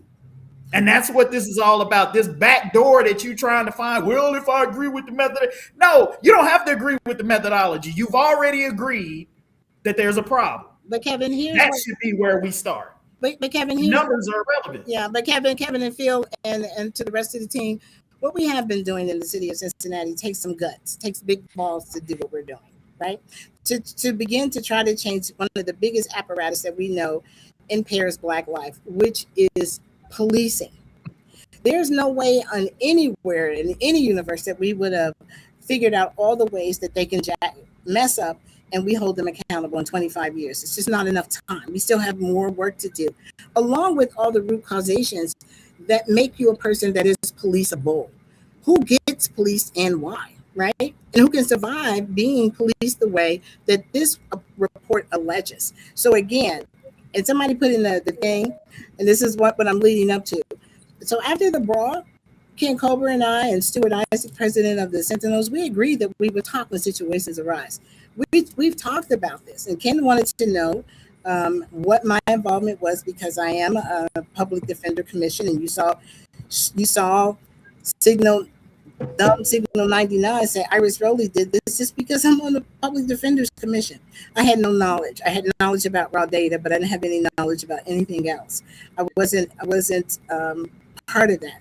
But what I am part of right now is this discussion of where we are and what this report alleges. And where I am right now is ensuring that there will be another analysis of the data. And where I am right now, along with the city and CPD, that we all agree that there should be a problem-solving team around bias-free policing. It's my last statement. If you are that person and you got data in your bones, I don't know what to call you, an analyst, I don't know. But you could be just a good person with numbers and you want to weigh in and assist the community on having the best resolution it can, please get at me so we can get to the work and begin to hold those accountable. From the mayor all the way down to the police chief, to the rank and file, and to anybody else that needs to be held. And at the same time, look at other systems that are drivers and why Black people are policed in this town the way that they are. That's my story, and I'm sticking to it. All right, Iris, thanks for your time. I appreciate it. Anytime. Now, Mr. Phil, I don't know what you're going to do, but I gave you some challenges. I hope that you jump in and you assist us and you bring that good heart that you claim that you have. I know you got 4 Talk about a backhanded compliment. I had to get you, sir. I had to get you. I expect that from Nathan, but not you, Iris. You're a lady, but all right. That's Well, okay. you know what, Mr. Phil, you got to do just some more good for me. I just need to see it. Iris, you and I ought to have lunch sometime. I think we need to just have a little kind of whatever you want to call it, bonding thing or something, you know? Join me at CCA at 4:00. We go live again where we'll be discussing the cases. We'll be at June from May. They're interesting. You need to see them. And if you want to know again, this is the work of the collaborative agreement. It's not easy. It's not fun. It's not thankful. People don't thank me often, as y'all know. I get written about, and it's all about the wrong stuff. People misunderstand what's happening and who I am. I do want to say this. Thank you, Ms. Ivy, for checking on myself. You know, we're going through a situation. And so thank you so very much. Thank you, Kevin. Thank you, DL4. I love y'all. And I even thank you, Phil. I look forward to seeing you and your help that you're going to give us to make Cincinnati safe and sound for everybody, and that everyone has the opportunity of being policed in an unconstitutional, biased way. Amen. Yeah, Phil, she don't want to go to lunch with you. I gotta get clearance. That may reflect good taste on her part. I gotta get clearance from Mr. Rowley, Phil. You know, my safety is in jeopardy, so I don't know. Hey, look, I'm safe. Believe me, I'm harmless. I mean, I'm 73 years old. I'm harmless. Don't worry about it. Take Phil. All right, great people. Hopefully y'all can join us at 4:00 on Freedom Fridays. And the next Friday, dear brothers, I will have the city manager on with the chief data analyst, Dr. Desmond, and I do believe interim chief Henny to talk about this report. I do believe that Campaign Zero is having a press conference sometime next week. So I'd like to hear what else Mr. McKesson has to say. But I also want to hear what Cincinnati has to say, and then what are we going to do? Be well, y'all. All right. Thank you. You're welcome. Bye-bye. Hey, Phil got to jump off, but what do you think about what's happening on the state level real quick in terms of the Republicans? Now they're going to put a constitutional amendment about voter ID, which is already in the law. Is this just a political thing to try to turn out Republicans? Is that what that is? Yes.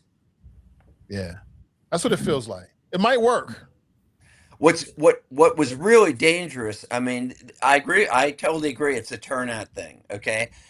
What is dangerous was, I don't know where it stands, that so-called SAVE Act. That was dangerous because that was going to require people not to have just photo ID. They had to have a birth certificate or was it a passport just to get the right to register to vote. And that was clearly designed to limit voting among probably more Democrats and low income people and stuff like that.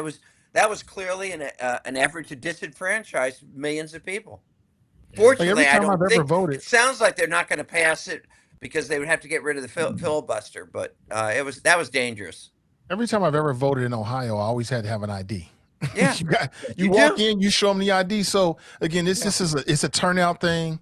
They're trading off ignorance, and it might work. It might just work because they're going to have the money behind it. And, unfortunately, a lot of Ohioans are asleep at the wheel. Yeah, so I think it only becomes a big turnout thing. And I think they're trying to do that. Like if you make a big deal out of it, like I agree with Phil. Like I think if you are on the Democratic side of things on this, like you don't even put up a fight against it because it's already state law for the photo ID. Like they get juice out of it by thinking that there's some sort of conflict there, which in the reality has been that nobody's ever been against photo identification to vote. Like that is again, these are just the political lines that I think, some parties try to use to try to make it seem like one party wants to cheat with voting while others trying to protect election integrity by pretending that somehow or another you want people who can be identified to vote. And nothing could be farther from the truth. Nobody has ever said that photo ID shouldn't be something that you should have to vote or be able to produce the vote. Now, as Phil said, with the passport and the other sort of litmus test that they were trying to put people through, proof of, citizenship and all of that. Again, things that you already have to process, you already go through, register to vote. Like those are the types of things that I think people talk about as overkill. So I wouldn't even give any juice to this, consideration, which, Ramaswamy was 100% behind this because he wants it to be a turnout issue because it helps him, in his race against Amy Acton, he thinks. So that's why. The whole issue of voter fraud has been a phony red herring from the beginning. I mean, it's all made up. Okay. Every study shows the percentage of actual fraud is minuscule. And I give Trump credit that he has been able to convince millions of people, okay, that this fraud exists. And what I find kind of amusing is the people who are now claiming that they want these laws passed is, you know what they say? They don't say there's fraud. They say the people in our country don't believe our elections are safe. They don't believe they're safe because Trump and his people have been telling them they're not safe. That's the only reason. Yeah, I think most people in this country believe that elections are safe and that they're accurate. I think even those who try to say that don't really believe it because I think it's what the orange man says, so they follow behind. The sycophants follow behind whatever he says. There are plenty of people who won't be definitive about the 2020 election and all of that, who know that it's a bunch of crap. One, because most of them have said it before. But we all know that anybody with a modicum of intelligence doesn't believe any of that crap, and so even those who are saying it, I don't think really believe it. Yeah. I don't believe elections are safe and accurate. I was just in an election where 2 times more people came out to vote than the last time. I just saw Thomas Massey in an election where 2 times more people came out to vote than the last time, all to protect the status quo. So I can come to a space where I believe that elections are rigged. And it's not because of voter laws or voter ID, but it's because the elections are, for the most part, electronic. So if Elon Musk is the top electronic person in the world, I believe he can rig an election. I believe elections can be more than rigged. I believe Bernie Sanders' elections were rigged as far as trying to get somebody who really mattered versus holding on to the status quo. How is every yeah, I can see a situation where it's rigged, but it doesn't have anything to do with the IDs or the maiden names of a woman. So I don't believe the Electoral College and all of these other things. It's the illusion of choice. And when there is choice to be had, then the elections are definitely rigged. We should have had Bernie Sanders in 16 and 20. The elections are not, it's rigged for sure. I can believe that I got cheated. I can believe that Thomas Massey got cheated, etc. Oh, you gonna do that? That's disappointing, man. That's disappointing. Now, did you feel this way before you ran, or afterward? Before. So why run then? So why run then? If you feel like the election is rigged, why run?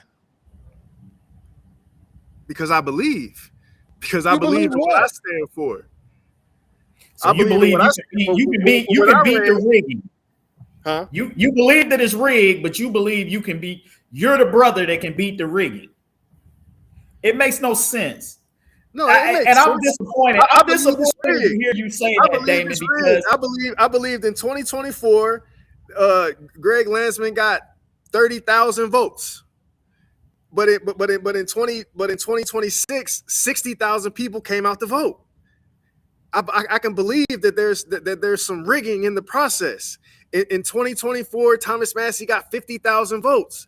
In 2026, 100,000 people came out to vote for Ed Galleran, who we didn't know till never. So I can believe that there's some rigging going on. I can believe that the money plays a part.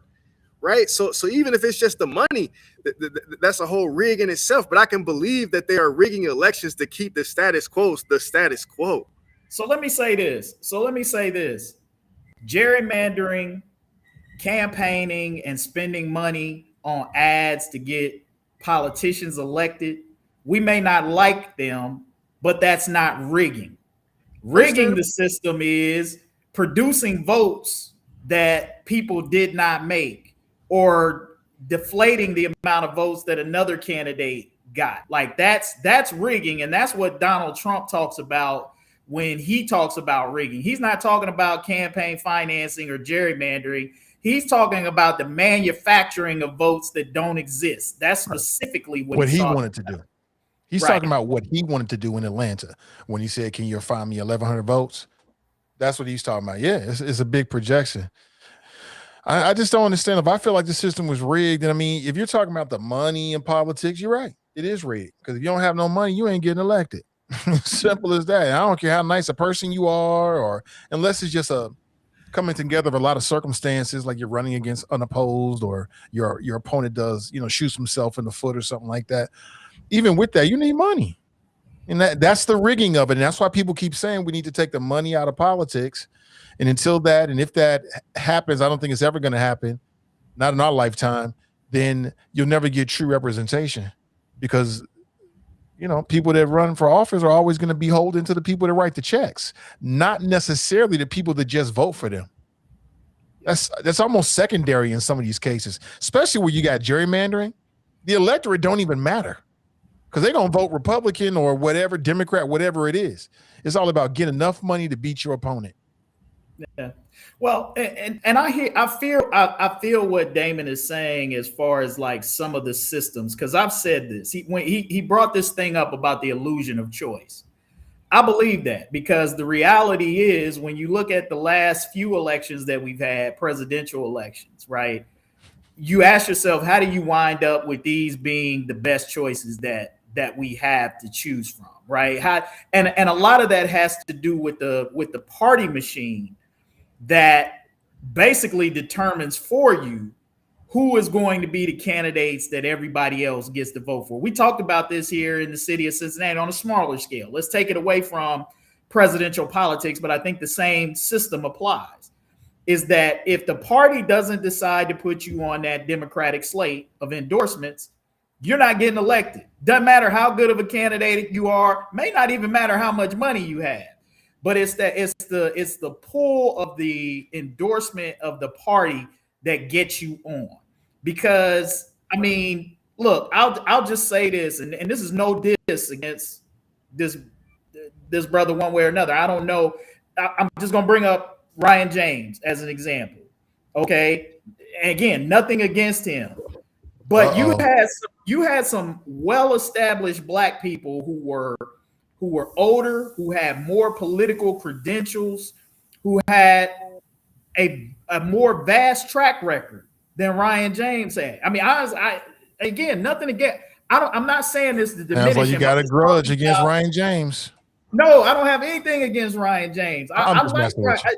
I'm just messing with you, bro. I'm just saying.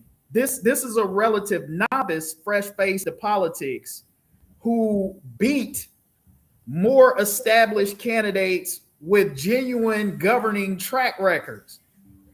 And a lot of that had to do with that endorsement that he was able to get for whatever reason from the party. And good for him. He's on there. I'm sure he may do some positive things. What I'm talking about is that party politics system that determines more than likely who's going to get on and who's not. And I think that is where I would agree with Damon more with the illusion of choice than anything.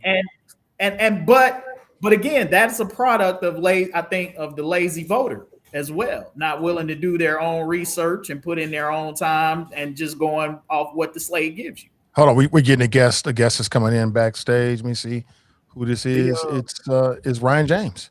Say it to his face, Kevin. Right. Hey, Ryan. First of all, is that a black-owned Bengals jacket? First of all, I'm gonna give you credit for that.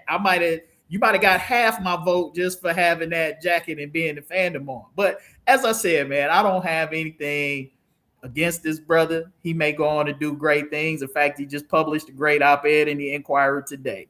I'm just simply stating that the Democratic endorsement plays a big role in who gets on and who don't get on. Can we so to brother Kevin, we had spoke before we went on air live. There will be new leadership in the Cincinnati Democratic Party.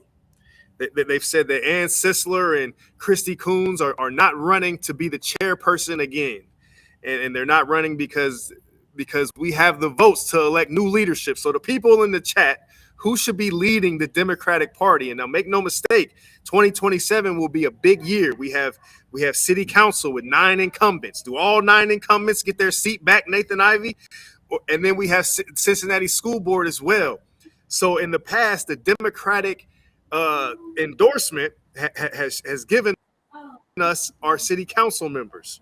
So now there will be new leadership in the progressive part I'm a part of, with the Precinct Project and the Working Families Party and the Democratic Socialists of America. We have the votes to determine who is the leader of the Cincinnati Democratic Party. So I need names of who should be leading the party. I won't say our party. I don't know where everybody aligns. Who should be leading the Democratic Party in Cincinnati so that we get results that people we value, and maybe not corporate values, which we seem to have gotten over the past all my life. Do you want a vice chair spot, Nathan Ivey? Do you want a vice chair spot in the Democratic Party? No, buddy. I don't want nothing to do with it. Far better candidates for me.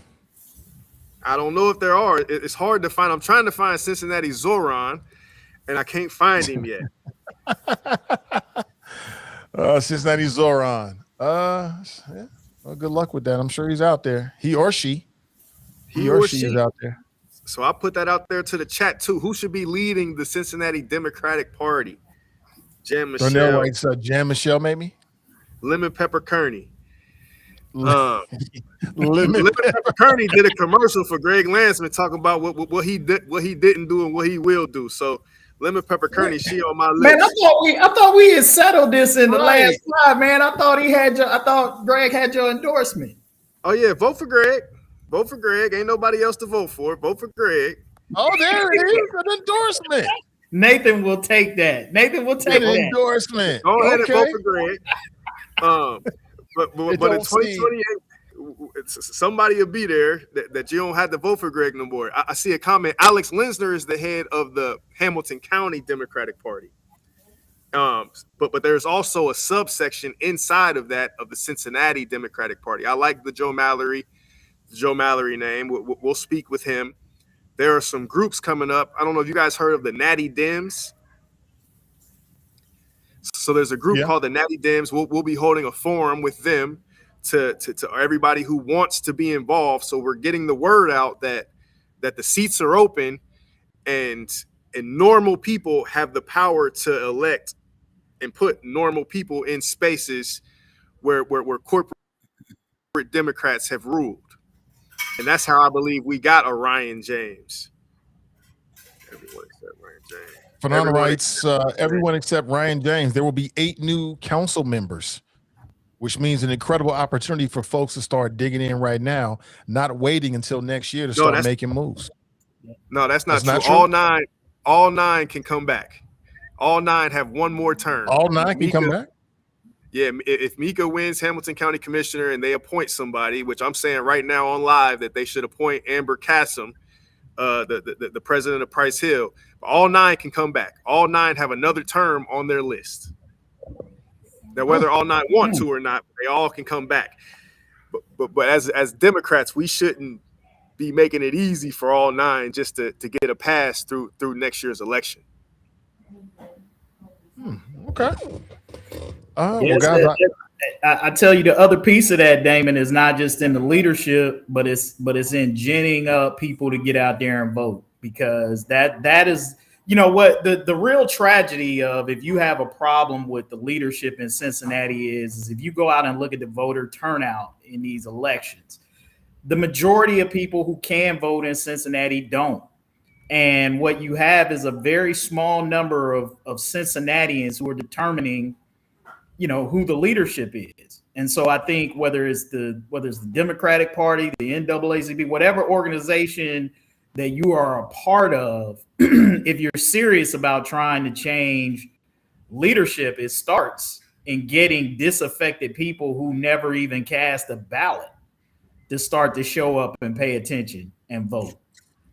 Because that, you know, that's one of the quickest, I'm not going to say easiest, but that's one of the quickest ways to flip the pendulum, is because when I don't have to try to court as many people to get on to get a seat on city council, then that makes my calculations and my pitch and my prep a whole lot different. But if I genuinely have to speak to the entirety of the city because they turn out and vote, they actually turn out and vote, that's a different calculation as a candidate. I totally agree. If everybody voted, but that's always the if more people voted. No, I just want to reach the people who are voting. Like the people who do vote, I need to give them a viable choice. I can't depend on the people who never come in to vote. And we've done the voter registration. And that's why so many people are registered to vote. But actually, the people who are actually voting, if it's only 10 people actually voting, I need 6 of them. It's the 6. Those are the 6 I want to focus on. Although everybody's registered, if it's only 10, then that's what we'll deal with. And I saw Cam Hardy say no Amber Kassem. Well, then who Cam? If Amber Kassem, who I love dearly, isn't the right choice for Mika's spot, who is? Because I only know of a couple people in the city, and I've been around a long time, that actually have the guts to go against the corporate interests, that actually have the guts to represent the people and not the United Way or not 3CDC. And I know that she has the power to make that happen. Somebody, Yeah, so the only thing I would quibble with what you just said there, kind of, Damon, is you can't just afford to count on the people that vote. And the reason why I say that is the fallacy that you're the mistake that you're making is you're assuming that the people who are already voting are voting the way that they are because they don't have different and more viable candidates. There have been a bevy of, I mean, what was it? A couple election cycles ago, we had 40 different people that was kind of running for city council. So volume of candidates and diversity of candidates is not the issue. I think those people who are turning out to vote a particular kind of way and vote for a particular type of candidate. And so if your goal is to try to get different types of candidates elected, then you got to bring some different electorate to the table. Because I think that's the fallacy. I think how do we keep winding up with the same? See, the mistake that you make is you think we keep winding up with the same type of Democrats on city council because it's there's an issue with the candidates. I'm telling you, the voters have decided what kind of candidates, at least those who vote, have decided. So I'm under the impression that they vote based on who the Democrats tell them to vote for. Right, they went down the slate, right? So now if you're the president of the Democratic Party and you get to put a bevy of candidates, in my perfect world, on the Democratic slate in 2027, there'll be 20 people to vote for, and then you get to make a decision. It won't be 9 because there's more than 9 Democrats running for these seats. So now the Democrats can endorse 20 people. You could pick any one of these 20 people to go vote for. Instead of trying to hold and rig an election to the Ryan Jameses and the Mika Owens and the Lemon Pepper Kearney, so they look black, they feel black, but then when you actually jump back into it, they're $300,000 men, right? They protect the interests that wants to be protected, and not the interests of the people. Too often than not. So next election, I foresee if what I'm saying is true and we get new leadership in the Cincinnati Democratic Party, and then the Cincinnati Democratic Party endorses people that don't protect the corporate interests, that don't protect the 3CDCs, we'll see a Democratic Tea Party spinoff. We'll see that corporate interest spin off into a Tea Party situation. And or I'm not of the effect that I want 9 Democrats on city council. I would like some more balance, because now it's too easy to be like, dang, the police is racist, but I didn't vote everybody in. They told me to vote in. I got Democratic prosecutors. You can't say that. You can't say that, Democrats, though. You can't say I don't, because that's antithetical to the Democratic leadership. You can't be a Democratic leader and say I don't want all Democrats on council. That don't work. I'm not a Democratic leader. I'm a leader. I want dissent. I want conversations to happen so that we can figure out what's right or wrong. Right now, the only thing happening is follow the money. Wherever the money wants to be, that's where we'll be. Follow the money. Wherever the money says, that's where we'll be. That's why right now all the council people are talking about, oh, the police report. It can't be that. Well, because you want that little police money. That police union is supposed to be powerful, right? So they can't go against the police. The data came out and they still like, well, maybe it's not right. They using words like methodology. When I leave here, I'm going to look up and research what methodology is. Because who cares? The numbers are right there. Like, so I try to tell Phil.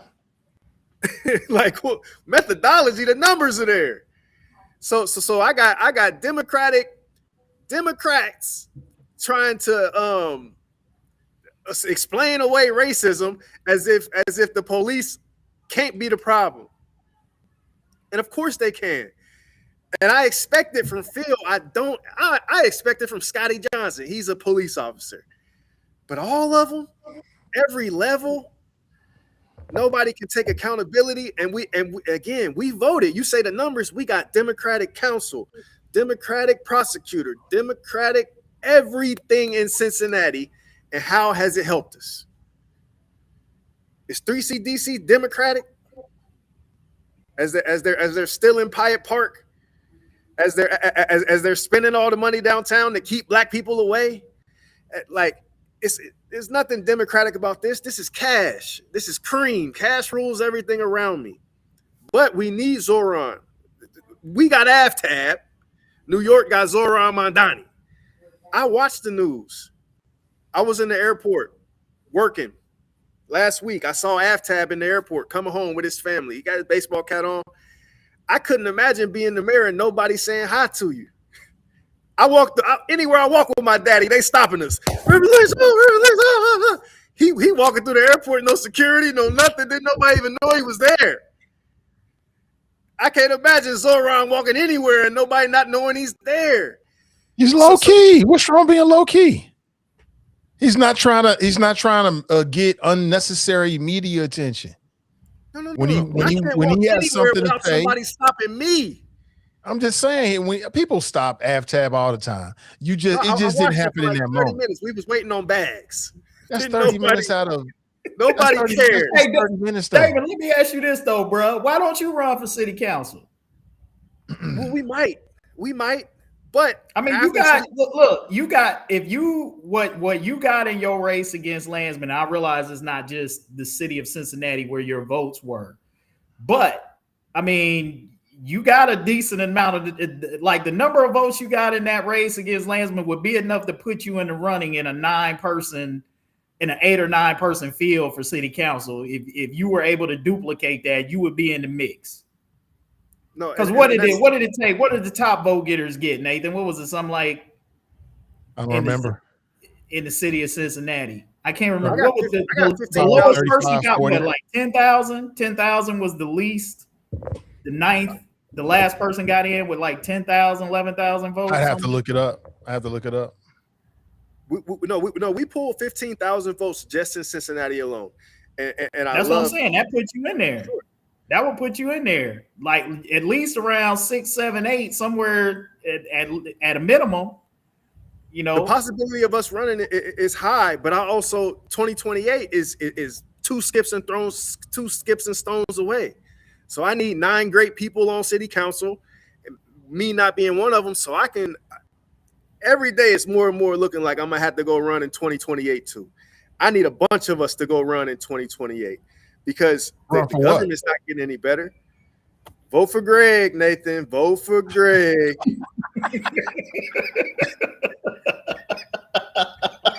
Vote for Greg. Hey, man, I'm gonna never get tired of that. That is hilarious to me. Luckily, Greg Landsman this week he voted against the FISA because I look at the list every day, right? So this week, Greg Landsman is back on track with the Democrats, and he better stay back on track till November.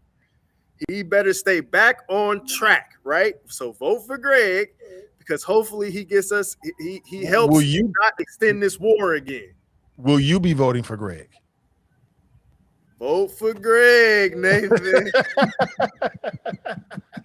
Vote for Greg. What is this thing, man? Let it go. You lost. It's over.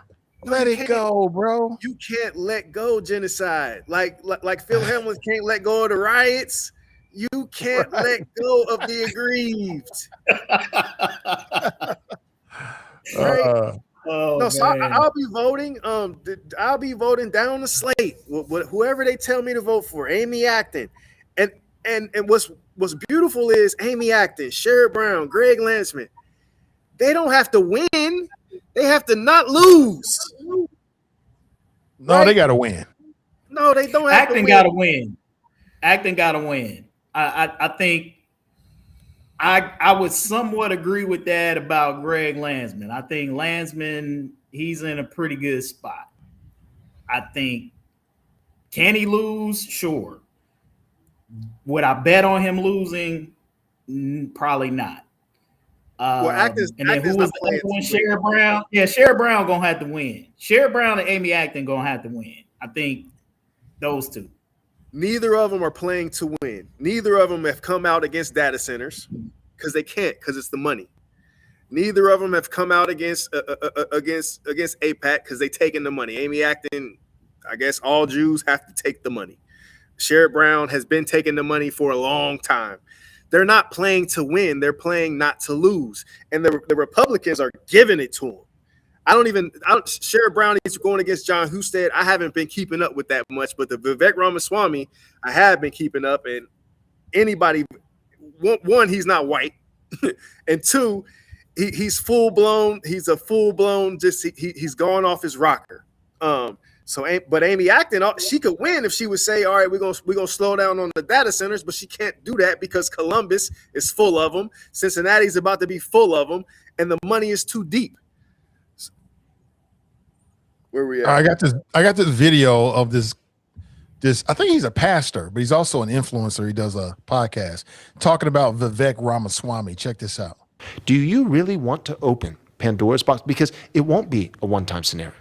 You get someone like Vivek, and this is what I was arguing 2 years ago during the presidential election. I was like, you get Vivek. You've just opened the door for Hindus, for an Indian scammer Hindu.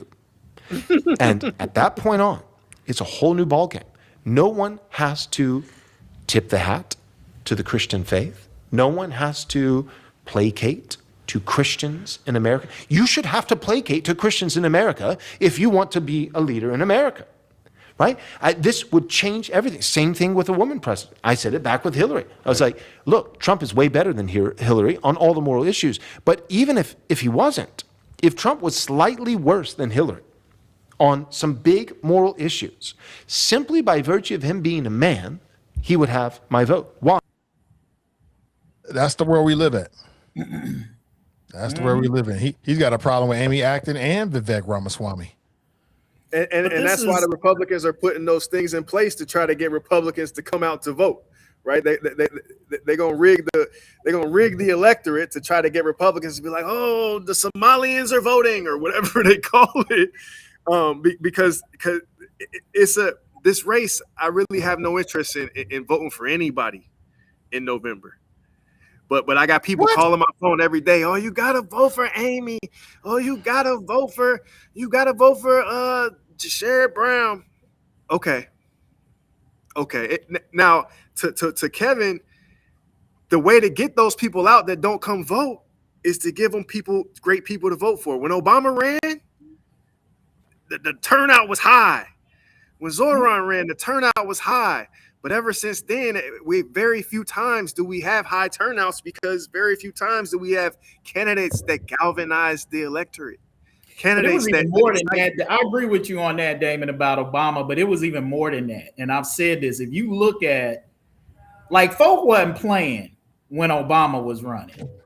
If you had somebody in your family that even intimated that they wasn't going to vote, oh yeah, you was straight up about ready to assault them. You drug them to the polls if you had to take. Like, folk wasn't playing around when Obama ran. We made sure, like, we bullied people to the polls. You better not even talk about you wasn't gonna vote.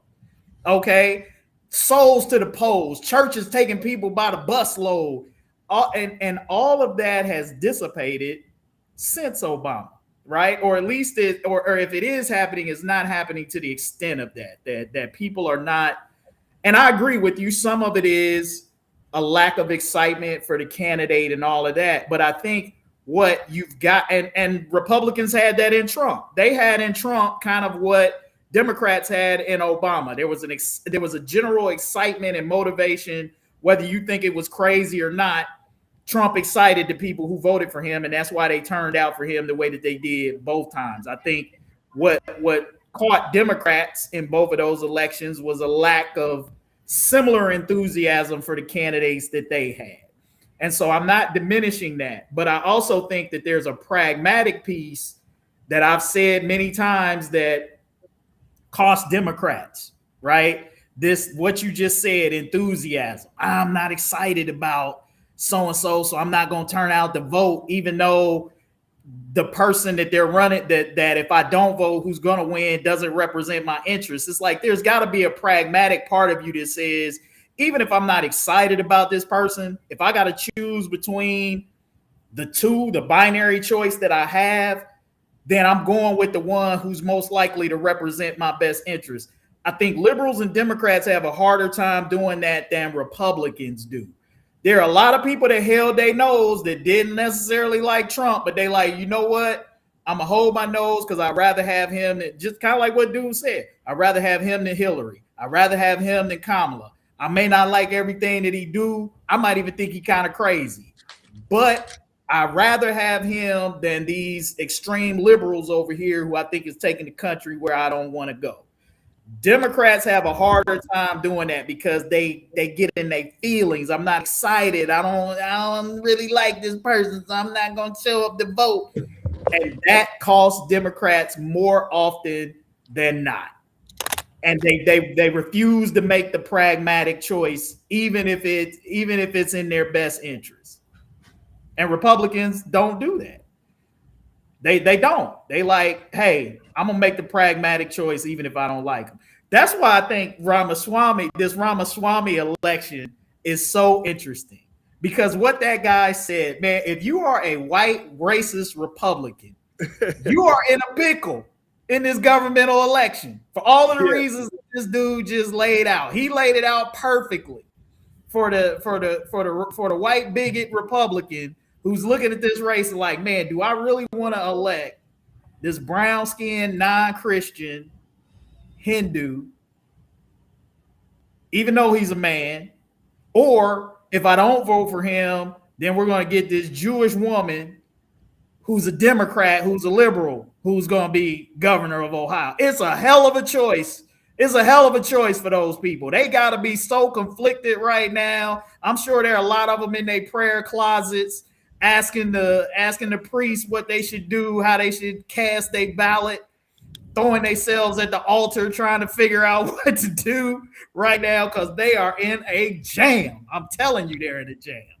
And even a Trump endorsement ain't fully cleansing Vivek Ramaswamy.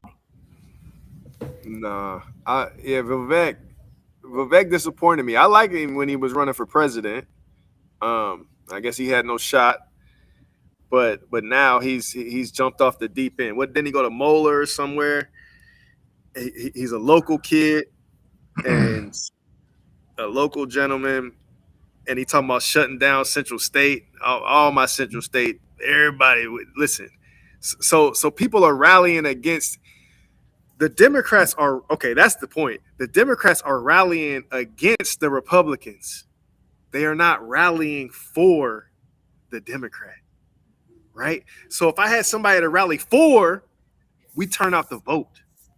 When it's only, you just can't vote for them, then it's like, yeah, all right. The world, I've been, it's 400 years of oppression. Like, ain't none of that about to change.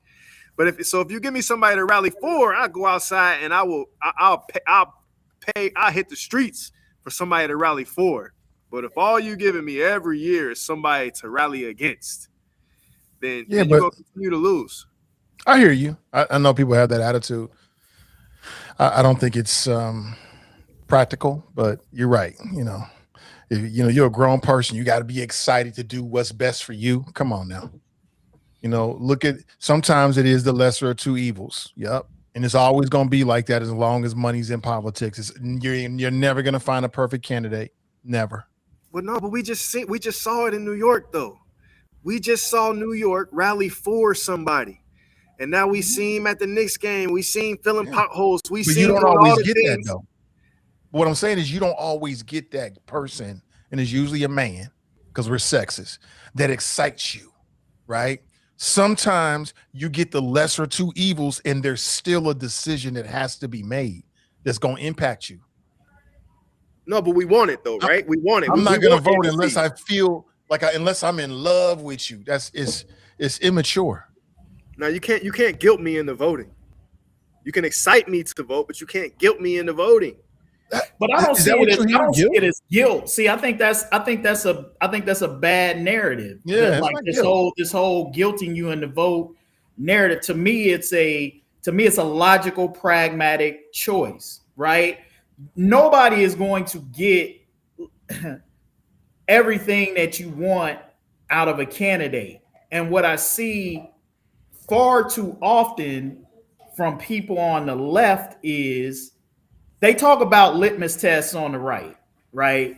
But Democrats have just as many, if not more, litmus tests. And because it's a bigger tent, there are more boxes that you got to check off. You got to check off black folks. You got to check off gay people. You got to check off. I mean, you can go down the list of constituency groups that are a part of the the diverse Democratic tent that you got to speak to.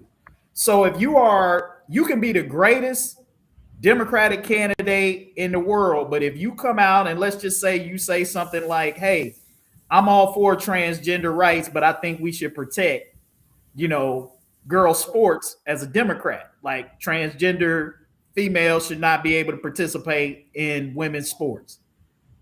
You can't say that these days as a Democrat and run, right? You gotta, even if you believe that, you gotta figure a way to delicately maneuver around this. And this is what the Republicans beat the Democrats over the head. That's what they beat Kamala Harris over the head with repeatedly. Is you can't speak in certain ways about certain issues because as a Democrat, if you got to worry about alienating so many different constituencies, and it is a delicate line to walk.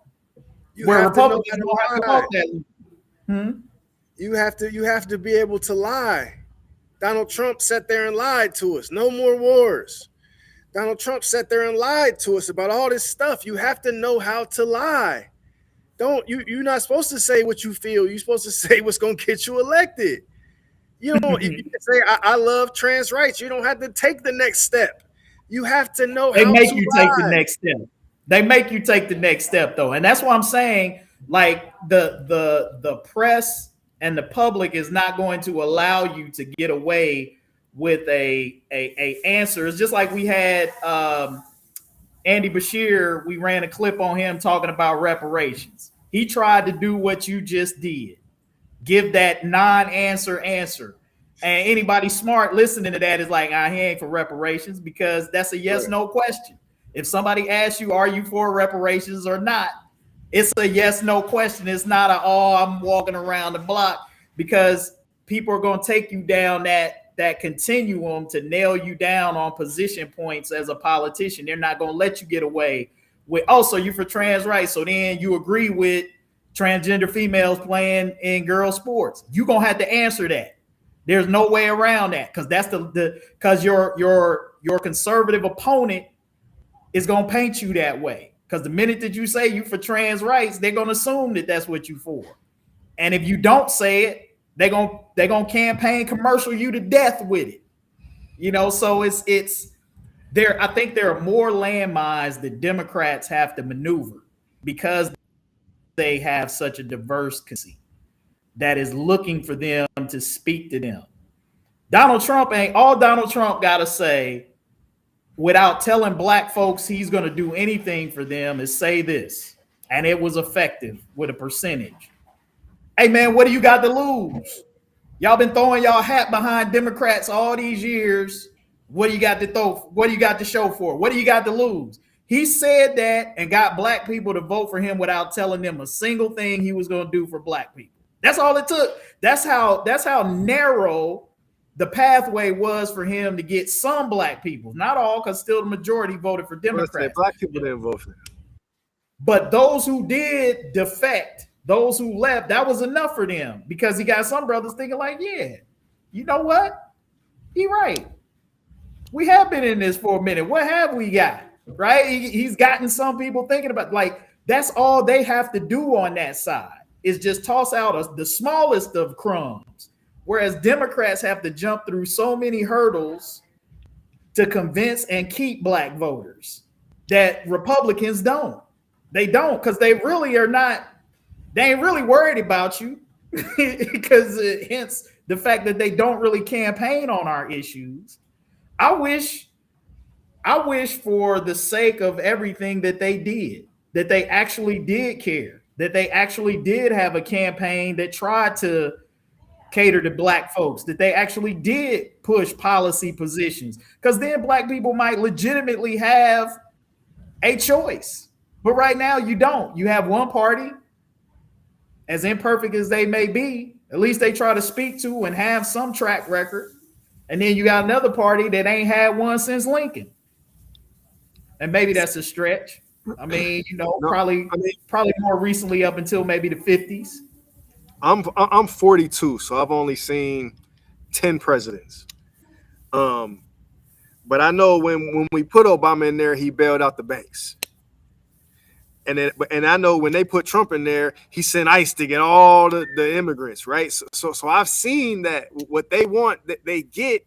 And then when we try to put all 9 Democrats in city council and we do it, we get nothing, right? So that's the illusion of choice. No matter who you put in, you get nothing. Or if they put their guy in, they get everything they asked for. So that's what I'm seeing as a 40-year-old person in America, is that when the Republicans get in there, they do everything they said they was going to do to make life terrible. But when the Democrats get in there, they do everything that they said they weren't going to do to make life just as bad as it always was. And that's how it feels. Well, because I think that's based on the percentages. Just think about it.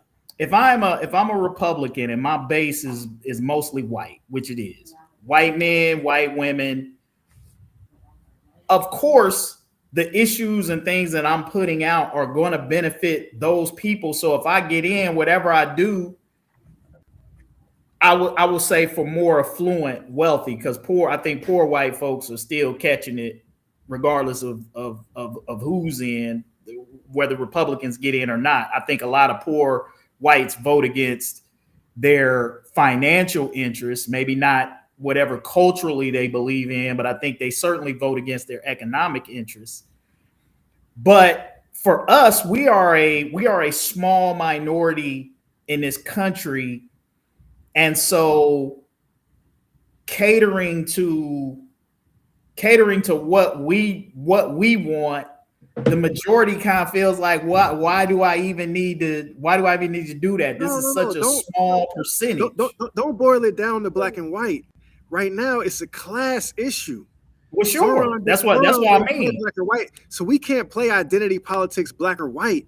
Obama just happened to be black, but he was supposed to lift all tides when he just lifted the money tides, right? So it's not black or white. We can't do that to each other. This is a class issue. This is the money, the haves versus the have-nots. 98% of us are the have-nots. I agree with you, but here's where the identity politics come in, because as much as Republicans try to rail against identity politics, I agree with you. But what you got to be able to do is get those poor people of other colors to recognize what you say and not take the bait about how the well-to-do use identity politics to keep poor people poor and at each other's throats. Because what they do is they tell you that if you're poor and white in this country, it's not because of greedy big business or government politicians who are in bed with that big business. It's because of the immigrants coming over here, DEI and affirmative action. It's the reason why you can't get a job, why your kid can't get into school. It's not any of these other things. It's these black and brown people who are getting all of the advantages that you can't get. And so they have used identity politics and race to keep poor whites and black people from coming together and saying, hey, look, the real problem is all of these, as Nathan would like to say, billionaires and trillionaires who own 90% of the wealth in this country, while leaving us to fight for the scraps. Right? So that's how the Republicans do it. How do the Democrats do it? I think the Democrats are complicit in it because they don't talk to poor people either. They talk to middle class, right? I've always said that I kind of feel like the middle class are the gatekeepers for the rich.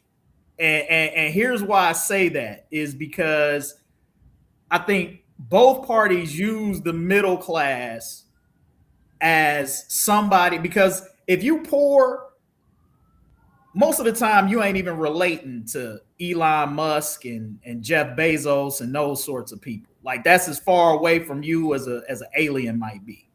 But for a middle class person, they kind of believe that they could be those guys. That if just the right sort of thing break their way, if they do this or that or the other, I could become a millionaire or a billionaire. Like that's what they talk about, that ladder up from the middle class. Listen to how the politicians talk, right? And if you look at it in many of our communities, you know, I gotta say, how do the middle class move and operate in a lot of our cities? Do they move more toward aligning themselves with the poor and trying to help the poor, or do they move and align themselves more with the wealthy and well-to-do? I don't know. What do you think? No, the more well-to-do, the more well-to-do. So, right. So who's speaking for? So who's speaking then for and standing up for those middle class, or I mean those lower class and poor folks that you're talking about, which is the majority of Americans? well, it's supposed to be the Democrats. Well, it's supposed to be both parties. It should be both parties, right? But I think that's the corporate nature, I think, of both politics. I think Republicans have it worse, though. I'm not saying that Democrats are perfect, because even if they I think I'm gonna borrow a phrase from Twin like to talk about the pump fake, right? Like I think at least on some level, even if they pump fake and the Democrats at least talk about it, I don't even know that Republicans even pay lip service to poor people. When's the last time you heard a Republican candidate even say the word low income or poor? Nah, you're right. I mean, just think about that. When is the last time you heard a Republican candidate even use those words in a positive policy aspect? I'm not even talking, like most of the time when you hear that, it's not necessarily flattering. It's talking about John Huston talking about poor people don't understand how to operate in the real world. I mean, usually it's in some kind of they're blaming the poor for being poor. Yeah. No, yeah, it's bad out here, but vote for Greg. And I love y'all. I got to get off. We got the fish fry today at New Prospect Baptist Church. I think it's going down today, 5:30. Get here early. I'll catch y'all next week. Hey, what you got? Catfish, whiting, perch? What's no, on the menu? It's like it's real fish. It's like bluegill and crappie, whole fish. You're gonna come get a whole fish on your plate. But we got some cats. They've been fishing all year. With the head? Yep. The whole fish. They frying it right now. I'll go live in a little bit. But the fish fry at New Prospect right now. All of Cincinnati is welcome, rich and poor. I'll catch up with y'all soon. All right, Damon. Thanks, bro. All right, take it easy, Damon. Yes, hey, sir. Kevin, with that, man, have a good Friday, bro. Appreciate it. And you, man, enjoy it. Good show. I'm sorry we weren't able to get Ken. That's right. We weren't able to get Ken on, you know. Something probably came up maybe next week. So we'll find out. Yes, sir. Yeah, I think this story gonna have some legs. You too, bro. Take it easy. To the audience, thank you so